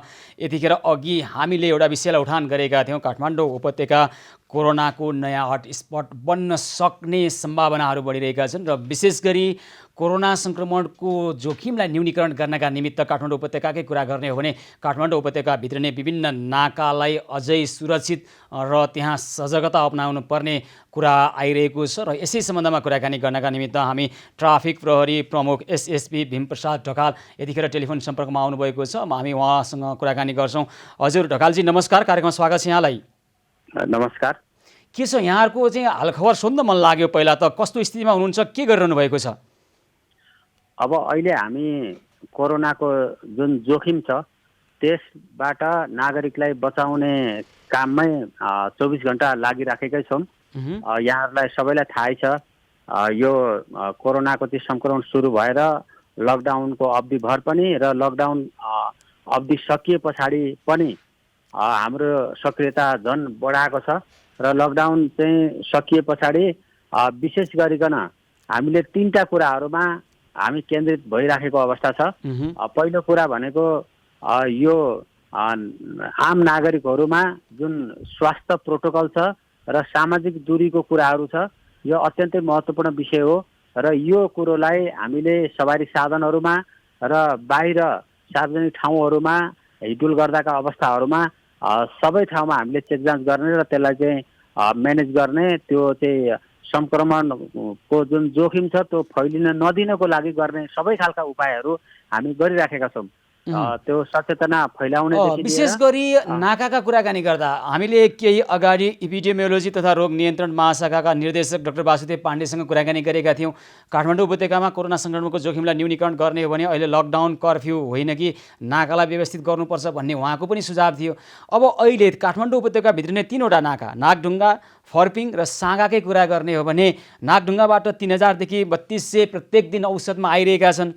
फर्पिङमा 300 देखि 350 र साँगामा 1200 जति व्यक्तिहरू काठमाडौँ उपत्यका भित्रिरहेका छन्। यहाँबाट आउजाउ भइरहेको छ।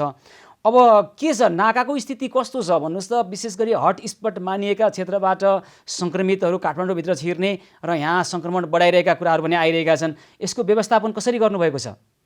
अब यसलाई चाहिँ यहाँले भने जस्तो नागढुङ्गा, फर्पिङ, जगाते, यो साँगा नाकाहरूमा हाम्रो संयुक्त चेकिङ दैनिक 24 घण्टै भइराखेको छ र सरकारबाट पनि अहिले पछिल्लो आवरमा चाहिँ बेलुका 7 बजेदेखि बिहान 7 बजेसम्म चाहिँ गाडीहरूलाई चाहिँ आवाजात गर्न नदिने, यो अत्यावश्यकीय सवारी साधन बाहेक अरू सवारी साधन चाहिँ आवाजात गर्न रोक लगाइएको अवस्था छ र दिउँसोको टाइममा त्यहाँबाट जति पनि इन हुन्छ सबैलाई PCR टेस्ट गर्ने कामहरू पनि भइराखेको छ अहिले पछिल्लो समयमा।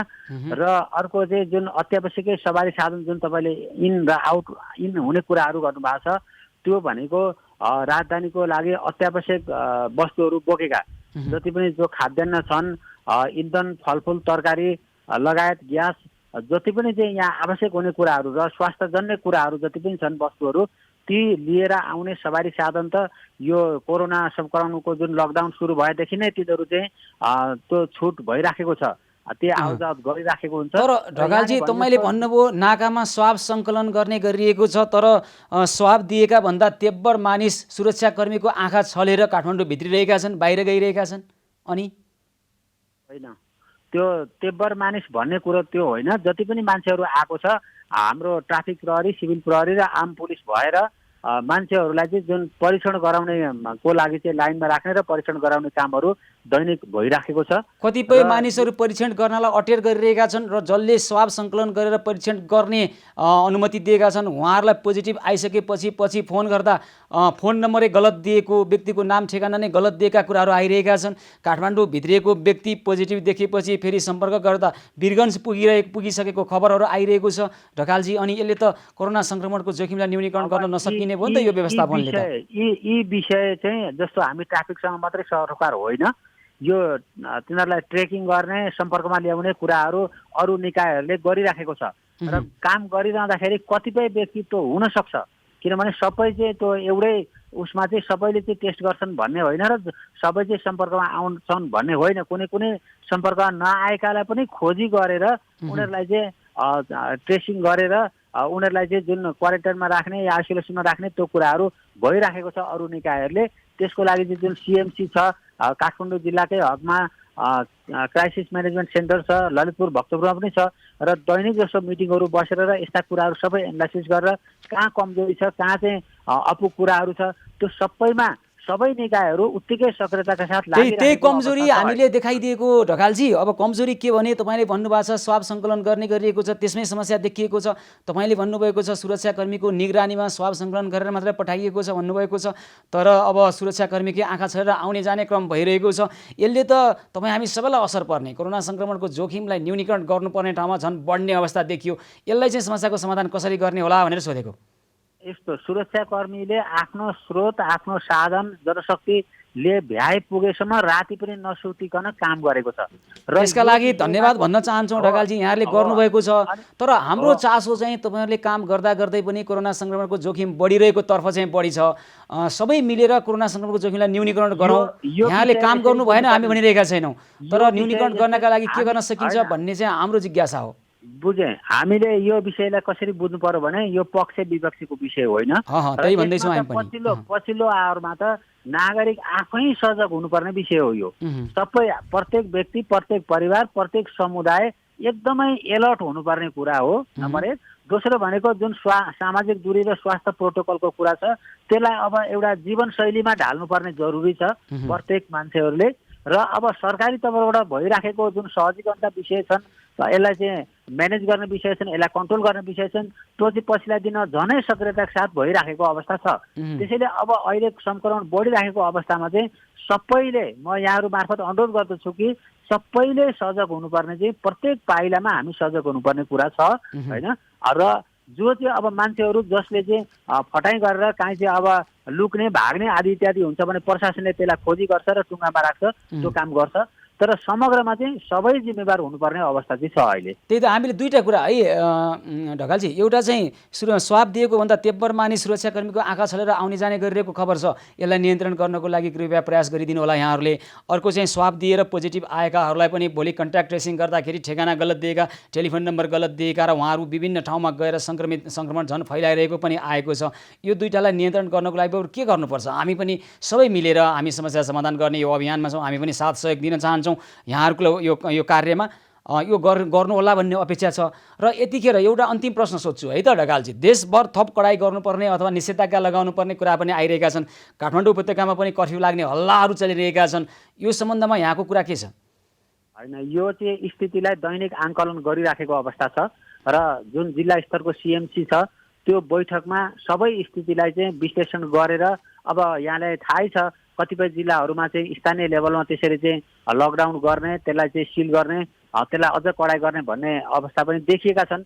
र अब यहाँको हकमा पनि दैनिक स्थिति अहिले आकलन भइराखेको छ र भोलिका दिनमा स्थिति के हुन्छ त्यो बमोजिम सिएमसीबाट निर्णय हुन्छ र त्यो निर्णयको लागि हामीले फिल्डमा यस्तो छ भन्ने कुराहरूलाई त्यसलाई फिडब्याक दिने, सुझाव दिने काम चाहिँ हामीबाट दैनिक भइराखेको छ। हुन्छ, हस् ढकालजी, सुरक्षित रहनुहोस्, सजग रहनुहोस् र अहिले अब यहाँहरूले गरिरहेको सेवालाई अझै प्रभावकारी बनाउनका लागि सबैले साथ सहयोग गरौँ। र यो समस्या तपाईँले अघि भने जस्तै यो पक्ष विपक्षको समस्या होइन, यो समस्या समाधान गर्नका निमित्त तपाईँ हामी सबै जुटेर लाग्नुपर्छ।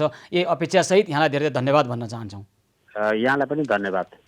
उहाँ हुनुहुन्थ्यो हामीसँग यतिखेर कुराकानी गर्दै हुनुहुन्थ्यो ट्राफिक प्रहरी प्रमुख एसएसपी भीमप्रसाद ढकाल हामीसँग कुराकानी गर्दै हुनुहुन्थ्यो। विशेष गरी काठमाडौँ उपत्यकाकै कुरा गर्ने हो भने नाकालाई अझै व्यवस्थित र चुस्त बनाउने हो भने कोरोना सङ्क्रमणको जोखिमलाई न्यूनीकरण गर्न सक्ने उपाय बाँकी रहेको खबर हामीले यसभन्दा अगाडि पनि कुराकानी गर्ने गरेका थियौँ र अहिले हामीले एसएसपी भीमप्रसाद ढकालसँग पनि यही विषयमा केन्द्रित रहेर कुराकानी गर्ने प्रयास गऱ्यौँ र नाकालाई व्यवस्थित बनाउने र हामी सबै सजग हुनुपर्छ। आदरणीय दर्शकबिन, तपाईँले एकचोटि कसैको आँखा छलेर अथवा तपाईँलाई कोरोना सङ्क्रमित हामीलाई भइसकेको रहेछ भने थप सङ्क्रमणको सङ्ख्या बढाउन सक्ने परिस्थितिमा हामी आफैले पनि जिम्मेवार परिपक्व भएर एकअर्कालाई सहयोग गर्नुपर्ने परिस्थिति छ। त्यही गर्नुहुनेछ यहाँहरूले भन्ने अपेक्षासहित यतिखेर हामी काठमाडौँको गोकर्णेश्वरतर्फ जान चाहन्छौँ। त्यहाँ खहरे पुरेर घर र बजार बसाएको गुनासो आएको छ र त्यसको नियन्त्रणको लागि खहरे पुरेर जसरी घर र बजार बसाइएको छ र ती घरहरूले सिधै आफ्नो घरमा रहेको शौचालय बागमतीमा मिसाउने गरेको खबर आइरहेको छ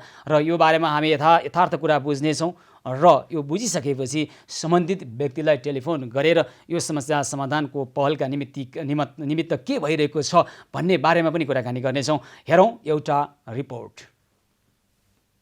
काठमाडौँ जिल्ला गोकर्णेश्वर नगरपालिका वडा नम्बर 7 स्थित गोकर्ण रिसोर्टदेखि बागमती नदी किनारसम्म अन्दाजी 4 किलोमिटरको दूरीमा करिब 1000 घर धुरीले आफ्नो घरको टोयलेटको ढल खुल्लम खुल्ला बागमती नदीमा बगाएको र गोकर्ण दक्षिण ढोका मनोकामना स्कुल अगाडि 170 मिटर जति खोला अतिक्रमण गरी आफ्ना आसेपासेलाई घर बनाउन अनुमति दिएको भन्दै गोकर्णेश्वर नगरपालिका स्थानीयले गोकर्ण गोकर्णेश्वर नगरपालिका वडा नम्बर 7 का वडा अध्यक्ष केशव गुरुङको कदमको विरोध गरेका छन्। गोकर्ण रिसोर्ट फरेस्टदेखि चाहिँ बागमती किनारसम्म 4 किलोमिटर खहरीमा करिब 1000 घर दूरीले चाहिँ खुला टोयलेट हालेको र गोकर्ण दक्षिण ढोका मनोकामना स्कुल अगाडि 170 मिटर ढलान खोलो पुरेर वडा नम्बर 7 का अध्यक्ष केशव प्रसाद गुरुङले चाहिँ खोलो पुरेर अनि खोलो चाहिँ बजारतिर लाउने।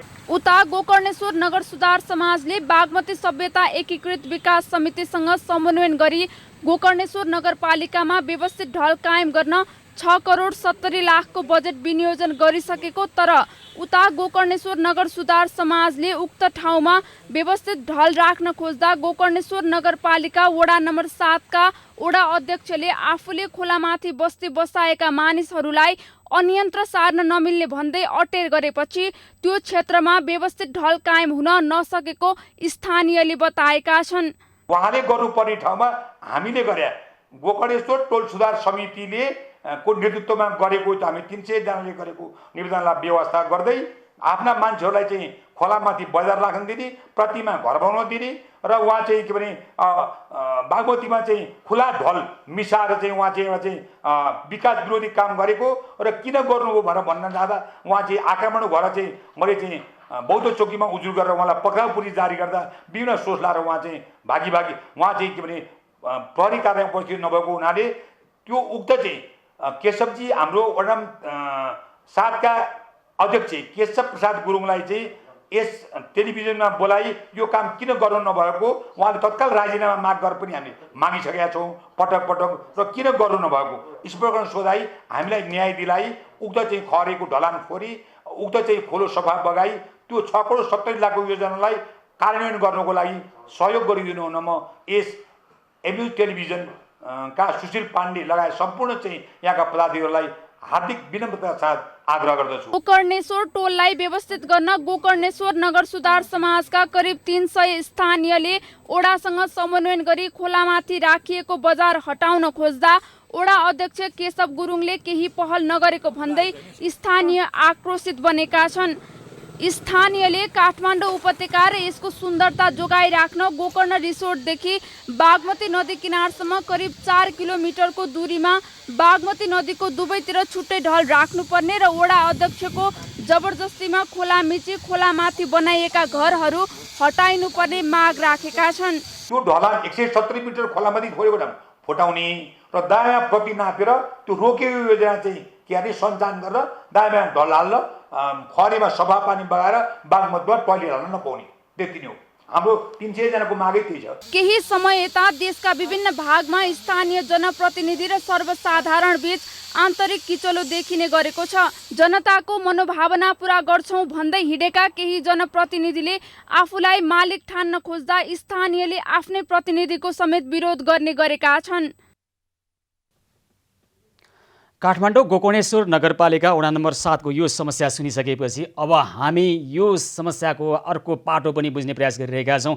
जसरी स्थानीयवासी हाम्रो टेलिभिजनको कार्यालयमा आएर आफ्ना कुरा राख्नुभएको छ र अब काठमाडौँ गोकर्णेश्वर नगरपालिका वडा नम्बर 7 का वडा अध्यक्ष केशव गुरुङमाथि यो आरोप लागेको छ। केशव गुरुङसँग हामी कुराकानी गर्नेछौँ, उहाँलाई टेलिफोन लगाएर प्रत्यक्ष उहाँको कुरा सुन्नेछौँ र उहाँमाथि जुन आरोप लागेको छ गोकर्ण रिसोर्टदेखि बागमती नदी किनारसम्म अन्दाजी 4 किलोमिटरको को करिब 1000 घर दूरीले त्यो खहरे पुरेर घरको टोयलेटको ढल खुल्ला बागमतीमा मिसाएको र वडा अध्यक्षकै संरक्षकत्वमा यी कार्यहरू भइरहेको र भन्ने खबर आएको छ। यो आरोप आइसकेपछि यो गुनासो आइसकेपछि काठमाडौँ गोकर्णेश्वर नगरपालिका वडा नम्बर 7 का वडा अध्यक्ष केशव गुरुङसँग हामी कुराकानी गर्ने प्रयास गरिरहेका छौँ। यतिखेर केशव गुरुङ टेलिफोन सम्पर्कमा आउनुभएको छ। हजुर केशवजी नमस्कार, कार्यक्रममा स्वागत छ यहाँलाई। नमस्ते, धन्यवाद सुजित सर। हजुर तपाईलाई एउटा गुनासो आएको छ तपाईँकै ओडावासीबाट है, म त्यो गुनासो राखौँ? हजुर हजुर। गोकर्ण रिसोर्टदेखि बागमती नदी किनारसम्म अन्दाजी 4 किलोमिटरको दूरीमा करिब 1000 घर दूरीले आफ्नो घरको शौचालयको ढल खुल्ला बागमती नदीमा बगाएको र त्यहाँको खहरे पुरेर बजार बसाएको घरहरू बनाएको र यसमा तपाईँले संरक्षण दिइरहनु भएको गुनासो छ, यो सत्य हो? अब यसलाई यस्तो हो, अब यो वास्तविक के हो भने हामी आउनुभन्दा अगाडि जस्तो हामी 74 सालमा निर्वाचित भएर आयौँ त्योभन्दा अगाडि नै बनेको यो अलिकति माथिल्लो खण्डमा चाहिँ त्यो अगाडि नै बनिसकेको र त्यसमा चाहिँ त्यो खहरेमाथि ढलान पनि बनिसकेको हुनाले अब हामी आइसके पश्चात त्यो खहरेको अवस्था चाहिँ एकदम बिजोग थियो। अब हामीले लगभग अहिले 3 वर्षको अन्तरालमा दायाँ बायाँ वाल लाएर अहिले त्यो खहरेलाई चाहिँ पुरापुरी ढलान वाल सबै भइसक्यो, बस्तीलाई चाहिँ जोगनी काम भइसकेको छ। र अनि यो ढल चाहिँ अहिले जस्तो यो बागमतीमा यो खरेको त परापूर्वकाल पहिलादेखि नै यो खरे चाहिँ ढल भनौँ त्यहाँको ढल चाहिँ गएर बागमतीमा मिसिने। त्यसपछि अब बागमती सफाइमा चाहिँ म पनि अब पहिला पनि लाग्थेँ र कहिलेकाहीँ शनिबार दिन साथीहरूले हाम्रो एउटा बिबिसिपी भन्ने संस्था छ त्यसको चाहिँ उत्तम प्रसैनी उहाँहरूले गर्ने सफाइ अभियानमा म आफू पनि कहिलेकाहीँ भ्याएसम्म सरिक हुन्छु र त्यो एउटा मलमूत्र गइरहेको स्थितिलाई मध्यनजर गरेर यसपालि चाहिँ हामीले वडाले अधिकार सम्पन्न अलिकति ठेक्का लागेको थियो। त्यो बिचमा त्यो विविध कारणले त्यो ठेक्का तोडिनु पुग्यो र त्यो अधुरो रहेको थियो। त्यसलाई चाहिँ अब हामीले कमसेकम यो लगभग 1 किलोमिटरको दूरीसम्म त्यो ढल दायाँ त्यसले हालेर छोडेको थियो ठेकेदारले। अनि त्यसलाई पूर्णता दिएर अहिले बर्खामा चाहिँ अलिक ठुलो भेलाइरहेको छ खरेमा त्यो अहिले त्यतै गइरहेको छ। वडा अध्यक्षज्यू यो 6 करोड 70 लाखको बजेट विनियोजन भइसकेको र काम हुन नदिएको आरोप त छँदैछ। त्योभन्दा अगाडि तपाईँले जे भन्नु भएको छ 2074 सालमा तपाईँहरू जनप्रतिनिधिको रूपमा आउनुभन्दा अगाडि नै खहरे पुरेर त्यहाँ सार्वजनिक जग्गा अथवा खहरे माथि घर बनाएको ढल हालेको र बजार बसाएको चाहिँ केही हदसम्म सत्य हो होइन त केही ठाउँमा? त्यो चाहिँ हामी आउनुभन्दा अगाडि नै दायाँमा त्यो भइसकेको थियो होइन? हजुर त्यो भइसकेको थियो भने तपाईँ आउनुभन्दा अगाडि अथवा जनप्रतिनिधि आउनुभन्दा अगाडि नै भएको गलत कामलाई त गलत भन्नुपर्छ, यसलाई सच्याइनु पर्ला होइन त वडा अध्यक्षज्यू? हजुर यो सच्याइनु पर्ने विषय हो कि होइन त? के त्यो मतलब घर बन्यो मतलब दायाँ बायाँ घर बन्यो होइन बन्या छ। त्यसमा बिचमा चाहिँ खरेलाई छोपेर बाटोको रूपमा ढलान गरेर 170 मिटर चाहिँ त्यो बाटोको रूपमा युज भइरहेको छ। अनि त्यहाँ वरिपरि बजार राखिन्छ, बजार राखेको छैन अनि त्यसपछि ढल हालिन्छ त्यहीँबाट होइन। र यसलाई सुधार्नुपर्ने अवस्था रह्यो। अर्को चाहिँ तपाईँमाथि लागेको आरोप चाहिँ जुन बागमती सभ्यता एकीकृत विकास समितिबाट समन्वयमा 6 करोड 70 लाखको बजेट विनियोजन भएर यसलाई व्यवस्थित गर्नुपर्ने काममा तपाईँले रोकिदिनु भयो? होइन यो चाहिँ अब तपाईँलाई मैले हल्का डिटेल भनौँ सर। यस्तो चाहिँ पवित्र काम त्यो ठेक्का भनौँ न त्यो पैसा लगाउने बेलामा हामी पनि पहिला टोल सुधारमा म पनि काम गर्थेँ वडा अध्यक्ष भएर आउनुभन्दा अगाडि। त्यो हामीले पनि धेरैचोटि हामीले धाएपछि त्यसमा दुई चारवटा हामी यो भनौँ न टोल सुधार समितिहरू गएर बजेट माग गरेर अनि त्यो परेको बजेट होइन सुनिले अब त्यो भएको चाहिँ के हो भने बिचमा काम गर्दै गएर त्यो जुन 170 मिटर र त्योभन्दा माथितिर पनि त्यो एक्स्ट्रा त्यो ढलान भत्काएर जाने अवस्था भएन। पहिला ठेक्का चाहिँ के भन्यो भने ढलान भत्काउने थोरै भत्काउने ढल हाल्ने फेरि त्यो बनाउने भन्ने हिसाबमा थियो। अनि पछि चाहिँ ठेकेदारले ठेक्का लिइसकेपछि अब हामीले भत्काएर हाल्ने मात्रै हो भनेपछि त्यो भत्काएर हाल्ने मात्रै सम्भव देखिएन। होइन ठेकेदारलाई त जे जिम्मा दियो त्यही गर्ने हो। त्यहाँ स्थानीयवासीहरू भत्काउन जाँदा केही ढलान पनि भत्काइयो यस अगाडि होइन त वडा अध्यक्षज्यू? तर तपाईँको संरक्षणमा तपाईँका त्यहाँ मतदाताहरू थिए, तपाईँका आफन्तहरू थिए, त्यसकारण तपाईँले रोकिदिनु भयो भन्ने गुनासो छ। त्यो त अब मेरो वडावासी त मेरो सबै आफन्त हो नि सुशीलजी होइन र? अनि तपाईँले त्यहाँ गलत काम गर्नेलाई संरक्षण दिनुभयो भन्ने कुरो छ नि त वडा अध्यक्षज्यू? होइन यसलाई चाहिँ अब यो थाहा छ मैले लामो टेलिफोन भन्दा नि अब सर अब हजुरकै कोही संवाददाता ल्याएर त्यसो हाम्रो त्यहाँको चाहिँ परिधिलाई त्यहाँको यथार्थलाई बुझ्नु आयो साथै राम्रो होइन। हामीले बुझ्यौँ त, हामीले दृश्यमा देखाइरहेका छौँ, हामीले एउटा रिपोर्ट नै प्रस्तुत गरेका छौँ वडा अध्यक्षज्यू होइन।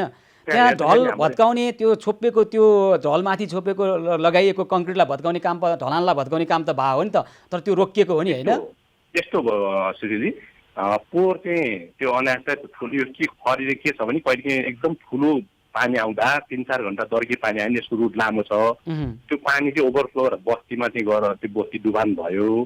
अनि त्यसको लागि चाहिँ त्यो अलिकति हाम्रो मनोकामना स्कुलनिर चाहिँ ढलान काट्ने काम भयो लगभग थोरै। अनि पछि सबै अब तल्लोपट्टि त्यहाँ भत्काउने दिने र नभत्काउने मान्छेहरूको त्यहाँ त द्वन्द्व होला जस्तो भयो।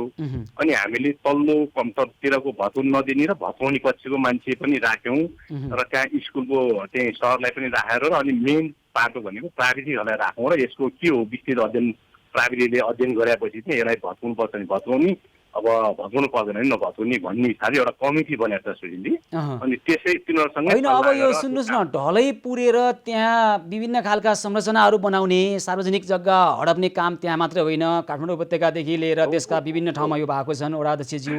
अब यहाँकै वडाका तपाईँकै मतदाताले यो कुरा लिएर आइसकेपछि हामीले यो विषयलाई उठान गरेका छौँ। सर्वपक्षीय अब सबै कुरा मिलेर गर्ने भन्दा पनि यथार्थ के हो? तपाईँहरू मिलेपछि कहीँ चाहिँ के भएको छ भने त्यहाँका स्थानीय र त्यहाँका जनप्रतिनिधि मिलेपछि जे पनि हुने भएको छ होइन। सार्वजनिक जग्गा अथवा खरे खोलालाई त्यही स्थितिमा राख्न दिउँ, प्राकृतिक कुरालाई त्यही स्थितिमा राख्न दिउँ। अब यो विषयको समस्याको समाधान गर्नको लागि यहाँले के गर्नुहुन्छ त केशवजी, ल भन्नुहोस् त। अब अहिले तत्कालै हामीले अब त्यो खरेको दायाँ बायाँ त जहाँ ओपन छ सुशीलजी त्यसको चाहिँ हामीले वाल लाएर ढलान गर्ने काम गऱ्यौँ र होइन, मैले सिधा सोधेको योभन्दा अगाडि जसरी खहरेलाई मिचेर ढलान गरिएको छ र बागमतीमा अहिले पनि ढल बगिरहेको छ वडा अध्यक्षज्यू, यो रोक्ने प्रयास गरि नै हाल्नु पर्यो र मिचेर बनाएका संरचनालाई हटाउनु पर्यो। अनि त्यसपछि थप मिचिन दिनु भएन, प्राकृतिक खहरेलाई प्राकृतिक रूपमै राख्नु पर्यो, दायाँ बायाँ पर्खाल उठाएर थप क्षति हुन नदिने परिस्थिति सिर्जना गर्नु पर्यो नि त, होइन र? हजुर हजुर, यस्तो छ। अब हामीले सक्ने ओडाले सक्ने काम चाहिँ के भयो भने त्यो ठेक्का भनेर जुन ओडाले रोक्यो भन्ने आरोप आयो त्यो एकदम सरासरी गलत हो। त्यो चाहिँ कस्तो छ भने 3-4जना टोलसा समितिको अध्यक्ष, बागमती अधिकार सम्पन्न गोष्ठीको अध्यक्ष, योजना प्रमुख, काईश्री मनारको मेयर साहब, हाम्रो गोकर्णेश्वरको मेयर साहब, अनि 6 नम्बरको वडा अध्यक्ष र हाम्रै साथमा म स्वयं बसेर यसरी निकासा दिने भन्ने एउटा सम्झौता गरेर अगाडि बढाएको थियो। बिचमा ठेकेदारले चाहिँ के कारणहरू मिलेर ठेकेदारले आफैले त्यो ठेक्का रद्द गरेर गर्नु सक्नु भएन र त्यो अपूर्ण कामलाई हामीले यसपालि ओडाले बजेट राखेर अनि दायाँ बायाँबाट त्यो बागमती जुन खरे जान्छ त्यसलाई चाहिँ हामीले यो अब वर्षामा ठुलो खरे बगिरहेको छ। होइन होइन, ठेकेदारलाई चाहिँ दोष नलगाउनु वडा अध्यक्षज्यू। अन्तिमतिर हामी प्रश्न सोधिरहेका छौँ। ठेकेदारले त जे ठेक्काको दायित्व पाएको त्यो गर्छ, गर्न सकेन भने स्थानीय प्रशासनसँग समन्वय गरेर पनि गर्छ, स्थानीय जनप्रतिनिधिसँग समन्वय गरेर पनि त गर्छ नि। ठेकेदारले गरेन भनेर आरोप लगाएर हुन्छ त? अहिले यस्तो आरोप उहाँलाई लगाएन कि सोही सर, त्यो चाहिँ के भने ठेक्का लगाएको हो यता हामीले माग गरेर, अनि त्यो चाहिँ के कारणले चाहिँ उहाँहरूको त्यो अब ठेक्का क्यान्सल भयो त्यो चाहिँ हाम्रो अधिकार सम्पन्न बागमती गुहेश्वरीमा छ त्यसको। हजुर, ल हामी त्यहाँ पनि बुझ्ने प्रयास गर्छौँ, ल हामी त्यहाँ पनि बुझ्छौँ केशव गुरुङजी, त्यहाँ पनि बुझ्छौँ र यो कुरालाई हामी फलोअप गर्छौँ र यहाँहरूले पनि स्थानीयसँग समन्वय गरेर गर्नुपर्ने काम के हो त्यो गरौँ, नगर्नुपर्ने काम गरेको गर्नुपर्ने नगरेको आरोप यहाँमाथि लागेको छ। यहाँले आफ्नो कुरा राख्नुभयो, यहाँलाई धन्यवाद भन्न चाहन्छौँ है त। हजुर, हस्, धेरै धेरै धन्यवाद छ। यो विषयलाई हामी थप फलोअप गर्नेछौँ र समस्या समाधानको पहलमा हामी जोडिनेछौँ। यतिखेर हामीसँग गोकर्णेश्वर नगरपालिका वडा नम्बर 7 का वडा अध्यक्ष केशव गुरुङ हामीसँग कुराकानी गर्दै हुनुहुन्थ्यो। गोकर्णेश्वरको त्यो खहरे पुरेर घर र बजार बसाएको र त्यहाँका करिब 100 घरले चाहिँ अहिले आफ्नो शौचालय सिधै बागमतीमा मिसाएको खबर आइसकेपछि यो समस्या समाधान गर्नका निमित्त हामीले त्यहाँका वडा अध्यक्षसँग पनि कुराकानी गऱ्यौँ। यो विषयलाई हामी छोड्ने छैनौँ र फलोअप गरेर समस्या समाधानको पहलमा हामी जोडिनेछौँ। दर्शकबिन, यस्ता अन्य पनि समस्या हुन सक्छन् देशका विभिन्न भागमा। यस्ता समस्या छन् भने हामीलाई राख्नुहोस्, हामी सबैसँग समन्वय गरेर सम्बन्धित निकायलाई घचघच्याएर समस्या समाधानको पहललाई निरन्तरता दिनेछौँ। सेवा सहयोग र सद्भावको 131औं दिन एभिन्यूज पहलको विशेष प्रस्तुति निरन्तर जारी रहनेछ। हामीसँगै रहनुहोला।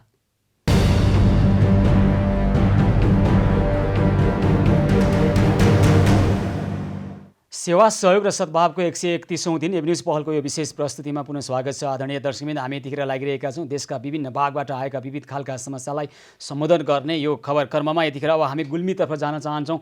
गुल्मीमा पहिरोमा परेर नाबालक सहित एकै परिवारको 4 जनाको मृत्यु भएको छ। त्यहाँ गुल्मीको रुरु क्षेत्र गाउँपालिका 5 वडा नम्बर 5 को टाहा टिम नजिकैको आँटी पाटामा शुक्रबार राति राजु बोटे माझीको घरमाथिबाट ठुलो चट्टान सहितको पहिरो खसेको र घर पुरै ध्वस्त भएको छ र त्यहाँ 4 जनाको मृत्यु भएको छ र अन्य 3 घर पनि निकै जोखिममा रहेको खबर हामीलाई प्राप्त भएको छ।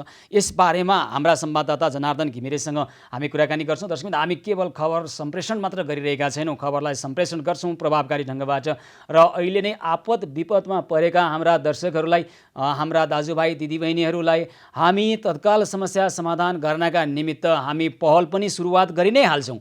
यतिखेर यही पहलका निमित्त हाम्रा संवाददाता गुल्मी संवाददाता जनार्दन घिमिरे प्रत्यक्ष सम्पर्कमा आउनुभएको छ। हामी उहाँसँग कुराकानी गर्छौँ र पीडित परिवार र अन्य 3 घर जो जोखिममा परेका छन् उहाँहरूलाई त्यहाँबाट अन्यत्र सारेर सम्भावित जोखिमबाट उहाँलाई बचाउनका लागि के गर्न सकिन्छ हामी उहाँसँग कुराकानी गर्छौँ। जनार्दन, जनार्दन, अहिले के छ स्थिति? गुल्मीको जुन पहिरोको कारणले 4 जनाको मृत्यु भएको, उहाँको परिवारका अथवा अन्य घरहरू थप 3 घर जोखिममा परेको कुरो छ, के छ स्थिति भन्नुहोस् त? खास गरी जुन हिजो राति 7:30 बजे गुल्मीको रुरु क्षेत्र गाउँपालिका वडा 5 को जुन आँटीपाडा भन्ने ठाउँमा चाहिँ पहिरो गइसकेपछि, पहिरोभन्दा खास घरदेखि माथिबाट टुङ्गो खसिसकेपछि घर भत्कियो र घर भत्किसकेपछि त्यहाँ घरमा बसिरहेका नाबालक 4 जनाको घटनास्थलमा मृत्यु भएको थियो। र अहिले 4 जना घरमा 5 जनाको परिवार थियो। एकजना श्रीमान विदेश भारतमा हुनुहुन्थ्यो, उहाँ चाहिँ बाहिर भएको हुनाले आज आउनु हुनेछ भन्ने खबर प्राप्त भएको छ भने अन्य 4 जनाको घटनास्थलमा मृत्यु भएको थियो भने अनि त्यस प्रकारका पछिल्लो जानकारी अनुसार 5 जना परिवारहरूले विस्थापित भएका छन्, अन्य परिवार पनि विस्थापित हुने अवस्थामा रहेको भन्ने खबर प्राप्त भएको छ। अब त्यहाँको अहिलेको अवस्था, तपाईँले पीडित व्यक्तिहरूको अवस्था अथवा जो जोखिममा परेका घर परिवार छन् उहाँलाई तत्काल हाम्रो अभियान मार्फत त्यहाँ केही सहयोग पुर्याइहालौँ। जनार्दन, के गर्न सकिन्छ? के बुझ्नुभएको छ त्यहाँको अहिलेको अत्यावश्यक आवश्यकताका कुरा के छन्? हामी पुर्याउन पहल गरिहालौँ। मैले अघि भर्खर त्यहाँ जुन त्यो क्षेत्रमा पुगेर आउनुभयो प्रमुख जिल्ला अधिकारी भरत कुमार शर्मासँग पनि मैले कुराकानी गरेको थिएँ। त्यसै गरी त्यस पछाडि सँगै त्यहाँको अवस्थाको बारेमा बुझ्न, त्यहाँको आवश्यकता के हो भनेर हाम्रो अभियानलाई साथ हामीले के गर्न सक्छौँ भनेर मैले त्यहाँको वडाध्यक्ष हरिप्रसाद याउनीसँग पनि मैले कुरा गरेको थिएँ। उहाँले गाउँपालिकासँग समन्वय गरेर त्यहाँ खास गरी अहिले चाहिँ त्यहाँ 27-28 जना व्यक्तिहरूलाई स्थानीय जनजागृति प्राविधिकमा राखिएको छ। त्यहाँ बस्दाखेरि उनीहरूलाई म्याटको एउटा आवश्यकता छ, बस्नको लागि अलि समस्या छ, उनीहरूलाई ओढ्नको लागि ब्ल्याङ्केटको समस्या छ र खानको लागि खाद्यान्न गाउँपालिकाले व्यवस्था गरे पनि कति समयसम्म राख्नुपर्ने थाहा छैन। त्यस कारणले गर्दा त्यही खाद्यान्नको पनि व्यवस्था गर्दा राम्रो हुन्छ भन्ने उहाँले मलाई जानकारी गराउनु भएको थियो। जनार्दन, अब भोलि बिहानैबाट यहाँले त्यो समन्वयमा लागिहाल्नुहोस् र तपाईँले समन्वय गरेर हामीले यहाँबाट हाम्रो अभियान मार्फत के गर्न सक्छौँ अथवा गुल्मीमा रहेका हाम्रा सहयोगी मनहरूले पनि यहाँलाई सहयोग गर्न, यहाँको समन्वयमा सहयोग गर्न सक्नुहुन्छ। ती पीडित परिवारलाई भोलिदेखि नै समन्वय गरिहालौँ है त जनार्दन? हस्, म त्यो समयमा लाग्दैछु र मैले उहाँलाई जानकारी गराएको छु। हाम्रो सहयोगी हातहरूले के सहयोग गर्न खोज्दै हुनुहुन्छ, तपाईँलाई के आवश्यकता के छ भनेर मैले भनेको थिएँ। हामी यो अभियानमा चाहिँ लाग्छौँ। हुन्छ। अब त्यहाँ गुल्मीमा आएका अन्य अथवा आउने त्यस्ता खालका समस्यालाई पनि समन्वय गरेर हाम्रो अभियान मार्फत देशका कुनै पनि कुनामा कसैलाई पनि, कुनै नेपाली दाजुभाइलाई आपद विपद पर्दा अरू नेपाली दाजुभाइहरू चुप लागेर बस्नुहुन्न। सबैले सबैलाई सहयोग गर्ने र विशेष गरी अझ छिमेकीले छिमेकीलाई सहयोग गर्नुपर्छ भन्ने यो हाम्रो अभियानमा हामी गुल्मीसम्म पुग्नेछौँ र यहाँले समन्वय गर्नुहुनेछ भन्ने अपेक्षा छ। जनार्दन, हस् त, ल अब हामी भोलि पनि अनौपचारिक ढङ्गबाट बिहानैदेखि यो समस्यामा पीडितहरूलाई सहयोग गर्नका निमित्त हामी लागौँ है त? हस् जनार्दन, हस्। गुल्मीको पहिरोमा परेर 4 जनाको मृत्यु भएको र यो पहिरोमा परेर मृत्यु भएका परिवारका सदस्यहरूलाई सहयोग गर्नका निमित्त र अन्य थप 3 घर परिवार अहिले जोखिममा रहिरहेका छन्, उहाँहरूलाई पनि सहयोग गर्नको लागि हामी गुल्मीसम्म हामी पुग्नेछौँ। र यही पहिरो पीडितलाई सहयोग गर्नको लागि यतिखेर कोही दर्शक टेलिफोन सम्पर्कमा आउनुभएको छ। बनेपाबाट पञ्चमाया महर्जन हामीसँग टेलिफोन सम्पर्कमा हुनुहुन्छ। हजुर पञ्चमायाजी, नमस्कार, कार्यक्रममा स्वागत छ यहाँलाई। हजुर नमस्ते। नमस्कार हजुर, ल भन्नुहोस् त कृपया यहाँको कुरा। सानेपाबाट हजुर भन्नुहोस् त। अनि बाढी पीडितलाई मैले 5055 रुपियाँ सहयोग गर्छु भने बाढी पीडितलाई तपाईँ 5055 रुपियाँ सहयोग गर्न चाहनुहुन्छ। हस्, धेरै धेरै धन्यवाद र आभार व्यक्त गर्न चाहन्छु। हजुर, कति दिन भइसक्यो गइरहेको, आज मात्रै हो भयो। अनि कहिले पठाइदिनुहुन्छ र? हाम्रा सहयोगी हातहरू भोलि आउनुहुनेछ अनि भोलि कति बजे? भोलि यहाँलाई टेलिफोन गर्नुहुन्छ अनि आउनुहुन्छ नि, हुन्न? भोलि अलि मिल्दैन होला। हुन्छ, त्यसो भए पर्सि हुन्छ? हुन्छ, भइहाल्छ। पर्सि पठाइदिनुहोस् त। हुन्छ ल पञ्चमाया, धन्यवाद। हस्, धेरै धन्यवाद छ। सानेपाबाट बाढी पीडितलाई सहयोग गर्नको लागि पञ्चमाया महर्जनले रु 5055 रुपियाँ सहयोग गर्ने कुरा गर्नुभएको छ, प्रतिबद्धता जनाउनु भएको छ। यसका लागि हामी उहाँलाई आभार व्यक्त गर्न चाहन्छौँ।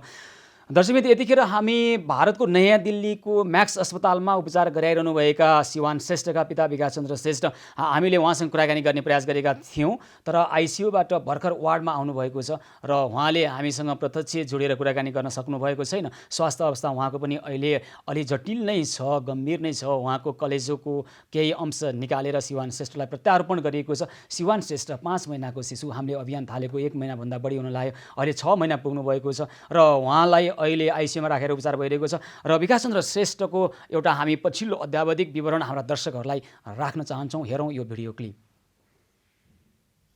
सबैलाई नमस्कार भन्न चाहन्छु। आज भर्खर मलाई आइसियुबाट अस्तिको अपरेसनबाट आइसियुबाट आज वार्डमा सिफ्ट गरेको छ र बाबुलाई अझै पनि 21 दिनसम्म वार्डमै राखेर बाबु उपचार गर्ने भनेर बताउनु भएको छ डाक्टरहरूले। मेरो स्वास्थ्यमा केही सुधार आएकोले गर्दाखेरि मलाई वार्डमा सिफ्ट गरिदिनु भएको हो। बाबुको पनि डाक्टरहरूसित बुझ्दाखेरि बाबुको पनि स्वास्थ्यमा सुधार आएको कुरा भन्नु भएको छ। अब 1 हप्ता 10 दिन नभएसम्म अझै पनि भन्न गाह्रो हुन्छ भन्नुभएको छ। अब त्यही अनुसारले हामीले चाहिँ डाक्टरसित फलोअप गरिरहेको छौँ र उहाँहरूले हाम्रो डेली ब्लड टेस्ट र इसिजी रिपोर्टहरू पनि लिइराख्नु भएको छ। हजुरहरूले नेपालमा रहनु भएर जति पनि सहयोग गरिदिनु भएको छ त्यसको लागि धेरै धेरै धन्यवाद भन्न चाहन्छु। नमस्कार, यहाँ सबैलाई नमस्कार भन्न चाहन्छु। आज भर्खर मलाई आइसियुबाट अस्तिको अपरेसनबाट भर्खरै उहाँको अपरेसन भएर आइसियुबाट वार्डमा सारिएको छ र आफ्नो कलेजो उहाँले शिवान श्रेष्ठलाई आफ्नो 6 महिनाको बालक छोरालाई प्रत्यारोपण गर्नको लागि दिनुभएको कारणले गर्दाखेरि निकै बोल्न कठिनाइ भइरहेको छ। उहाँले सकि नसकि बोल्नुभएको छ। आम दर्शकहरूले जसले सहयोग गर्नुभएको छ उहाँलाई धेरै धेरै आभार व्यक्त गर्न चाहन्छौँ र शिवान श्रेष्ठ बचाउ अभियानका लागि अझै पनि केही रकमको अभाव भएका कारणले कृपया यहाँहरूले सहयोग गर्नुहुनेछ भन्ने अपेक्षा गर्न चाहन्छौँ। र हिजो हामीले मोरङको रङ्गेलीको लखीराम हेमरमका समस्या हामीले खबर सम्प्रेषण गरिसकेपछि थुप्रै हाम्रा सहयोगी हातहरू त्यहाँ पुग्नुभएको छ। यसै सिलसिलामा हाम्रा झापामा रहनुभएका उत्तम कुमार राजवंशी सहयोगका लागि मोरङको रङ्गेलीको लखीराम हेमरमको घरमा पुग्नुभएको छ र उहाँले त्यहाँ गएर यो परिवारलाई सहयोग गर्नुभएको छ। हामी आभार व्यक्त गर्न चाहन्छौँ उत्तम कुमार राजवंशी, तपाईँले जसरी सदासदा देखाउनु भएको छ त्यसै गरी उत्तम कुमार राजवंशीले नै मोरङको सुभाष पासवानको घरमा पुगेर उहाँले सहयोग गर्नुभएको छ। हाम्रा सहयोगी हातहरूले स्वस्फूर्त रूपमा जसरी यहाँहरू गएर सहयोग गरिरहनु भएको छ यसका लागि आभार व्यक्त गर्न चाहन्छौँ, धेरै धेरै धन्यवाद भन्न चाहन्छौँ। र दर्शकबिन हामी अब कैलालीतर्फ पनि जान चाहन्छौँ। कैलालीमा पनि हामीले त्यहाँबाट आएका विविध खालका समस्यालाई सम्बोधन गर्ने क्रममा हिजो हामीले कैलालीको बादी बस्तीमा हाम्रो अभियान मार्फत जोडिएर हाम्रा सहयोगी हातहरूले त्यहाँ खाद्यान्न वितरण गर्नुभएको थियो। आज त्यहाँ कैलालीको बादी बस्तीमा कपडा अथवा लत्ता कपडाको पनि अभाव रहेको खबर हामीलाई आइसकेपछि हाम्रा सहयोगी हात लायन्स क्लब अफ धनगढी समृद्धिका अध्यक्ष गोमा अधिकारीको समन्वयमा त्यहाँ आज करिब 1000 थान लत्ता कपडा वितरण भएको छ। बादी बस्तीका त्यहाँका बासिन्दाहरूलाई 1000 थान कपडा हाम्रो अभियान मार्फत वितरण भएको छ र हाम्रो अभियानमा जोडिएर जसले यसरी सहयोग गर्नुभएको छ, अभियानमा जोडिएर जसले अप्ठ्यारो र कठिनाइमा परेका व्यक्तिहरू समक्ष यहाँहरूले त्यहाँको आवश्यकता सम्बोधन गर्नको निमित्त आफै पुगेर सहयोग गर्नुभएको छ। हामी आभार र धेरै धेरै धन्यवाद भन्न चाहन्छौँ। र दर्शकबिन यसै गरी कैलालीकै भजनीमा त्यहाँ हिजो बाढीको कारणले गर्दा थुप्रै व्यक्तिहरू विस्थापित भएको खबर हामीले सम्प्रेषण गरेका थियौँ। हाम्रा कैलाली संवाददाता हरिश विक र मङ्गल बास्कोटे निकै सक्रियतापूर्वक त्यहाँ लागिरहनु भएको छ। केवल खबर सम्प्रेषण गर्नका निमित्त मात्र होइन आदरणीय दर्शकबिन, खबर सम्प्रेषण त हाम्रो प्राथमिक कर्म हुँदै हो, त्यसबाहेक कैलालीको भजनीमा खाद्यान्न वितरण गर्नका लागि थुप्रै मानिसहरूलाई त्यहाँ सङ्कट परिरहेको छ र त्यो समस्या समाधान गर्नको लागि पनि हाम्रा सहयोगी हातहरू पुग्नुभएको छ। यतिखेर दृश्यमा देखिरहेका छौँ उत्तम कुमार राजवंशी लखीराम मेहरमको घरमा पुग्नुभएको छ। यो दृश्य हामी देखिरहेका छौँ। लखीराम मेहरमको आङमा कपडा नभएको कुरा नै हामीलाई राख्नुभएको थियो। यतिखेर हामी कैलालीको भजनीतर्फ जान चाहन्छौँ। त्यहाँ खाद्यान्न सहयोग भएको छ हाम्रो समन्वयमा। हाम्रो अभियान मार्फत जोडिएर कैलाली उद्योग वाणिज्य सङ्घका अध्यक्ष पुष्प कुमार लगायतका व्यक्तिहरूले हाम्रो समन्वयमा र हाम्रो अभियानमा जोडिएर उहाँहरूले त्यहाँ आज खाद्यान्न पुर्याउनु भएको खबर हामीलाई आएको छ। हाम्रा देशभर छरिएर रहनुभएका संवाददाताहरूले केवल खबरको सम्प्रेषण गर्ने काम मात्र गरिरहनु भएको छैन। हामी खबरको सम्प्रेषण त गर्छौँ न, त्यसो त हामी गर्छौँ नै। त्यो बाहेक अहिले हाम्रा दर्शकहरूलाई परेको समस्या समाधानका निमित्त तत्काल हामीले के गर्न सक्छौँ त्यो पहलमा पनि हामी जुटिरहेका छौँ र यस्ता खालका समस्यालाई प्रतिनिधिमूलक घटनाका रूपमा लिएर यस्तै प्रकृतिका समस्याहरू थप भविष्यमा नआउन् भन्नका निमित्त सम्बन्धित पक्षलाई झकझक्याउने काम पनि हामी गरिरहेका छौँ। हाम्रो खबर कर्म केवल खबर कर्म मात्रै होइन, यो खबर कर्म सामाजिक उत्तरदायित्व निर्वाह गर्ने पत्रकारिताको व्यावसायिक धर्म पनि हो र त्यो हामी व्यवहारमा अवलम्बन गरिरहेका छौँ र निरन्तर व्यवहारमा अवलम्बन पनि गर्दै जानेछौँ। यसै गरी आज हामीलाई थुप्रै खालका सन्देशहरू पनि प्राप्त भएका छन्। हाम्रा सहयोगी हातहरूले सहयोग गरिरहनुभएका सन्देशहरू स्वस्तिका लामिछानेले सन्देश पठाउनु भएको छ। कलङ्कीका रवि भट्टलाई उहाँ स्वस्तिका लामिछाने र शीतल लामिछाने मार्फत खाद्यान्न पुर्याइएको छ। त्यसै गरी नेपाल अटो वर्कसप व्यवसायी सङ्घ मार्फत माथा तीर्थकी यशोदा शर्माबाट रु 15,000 सहयोग भएको छ र मैतीदेवीका पदम निरौलालाई हाम्रो अभियान मार्फत खाद्यान्न पुगेको छ। त्यसै गरी वीर अस्पतालमा उपचाररत रामरूप महाउतका केही रकम अभाव भएको थियो र हाम्रो अभियान मार्फत उहाँलाई हामीले एभिन्युज खबरको यो विशेष प्रस्तुति मार्फत हाम्रो अभियान मार्फत उहाँको उपचार भएको छ र ट्रमा सेन्टरमा वीर अस्पतालमा उहाँको उपचार भइरहेको खबर आएको छ। त्यसै गरी अन्य थुप्रै व्यक्तिहरू जसले औषधि उपचार पाउन सकिरहेका थिएनन् उहाँहरूलाई पनि हाम्रो अभियान मार्फत हाम्रा सहयोगी हातहरू विशेष गरी ताराबहादुर राणाबाट र अन्य थुप्रै व्यक्तिहरूले सहयोग गरेर अहिले थुप्रैको औषधि उपचार पनि भइरहेको छ। त्यसको अध्यावधिक विवरण पनि हामी राख्नेछौँ र दर्शकबिन देशभरबाट आएका यस्ता खालका विविध खालका समस्यालाई सम्बोधन गर्ने यो साझा पहल एभिन्युज पहलमा हामीले यहाँका विविध खालका समस्या सुन्छौँ र समस्या समाधानको पहल खबर कर्मसँगै गरिरहेका छौँ र कार्यक्रमलाई हामी निरन्तरता दिनेछौँ। एभिन्युज पहलको विशेष प्रस्तुति मार्फत विभिन्न खालका समस्या भोलि पनि हामी समाधान गर्नेछौँ, गरेर छाड्नेछौँ र यतिखेर भने आजको कार्यक्रमको समय सकिएको छ। कार्यक्रमबाट म सुशील पाण्डे लगायत सम्पूर्ण युनिटलाई बिदा दिनुहोस्। यहाँहरू भने खबरभित्रको खबर र एभिन्युज पहलका निमित्त हेर्दै गर्नुहोला एभिन्युज खबर। हस्त नमस्कार।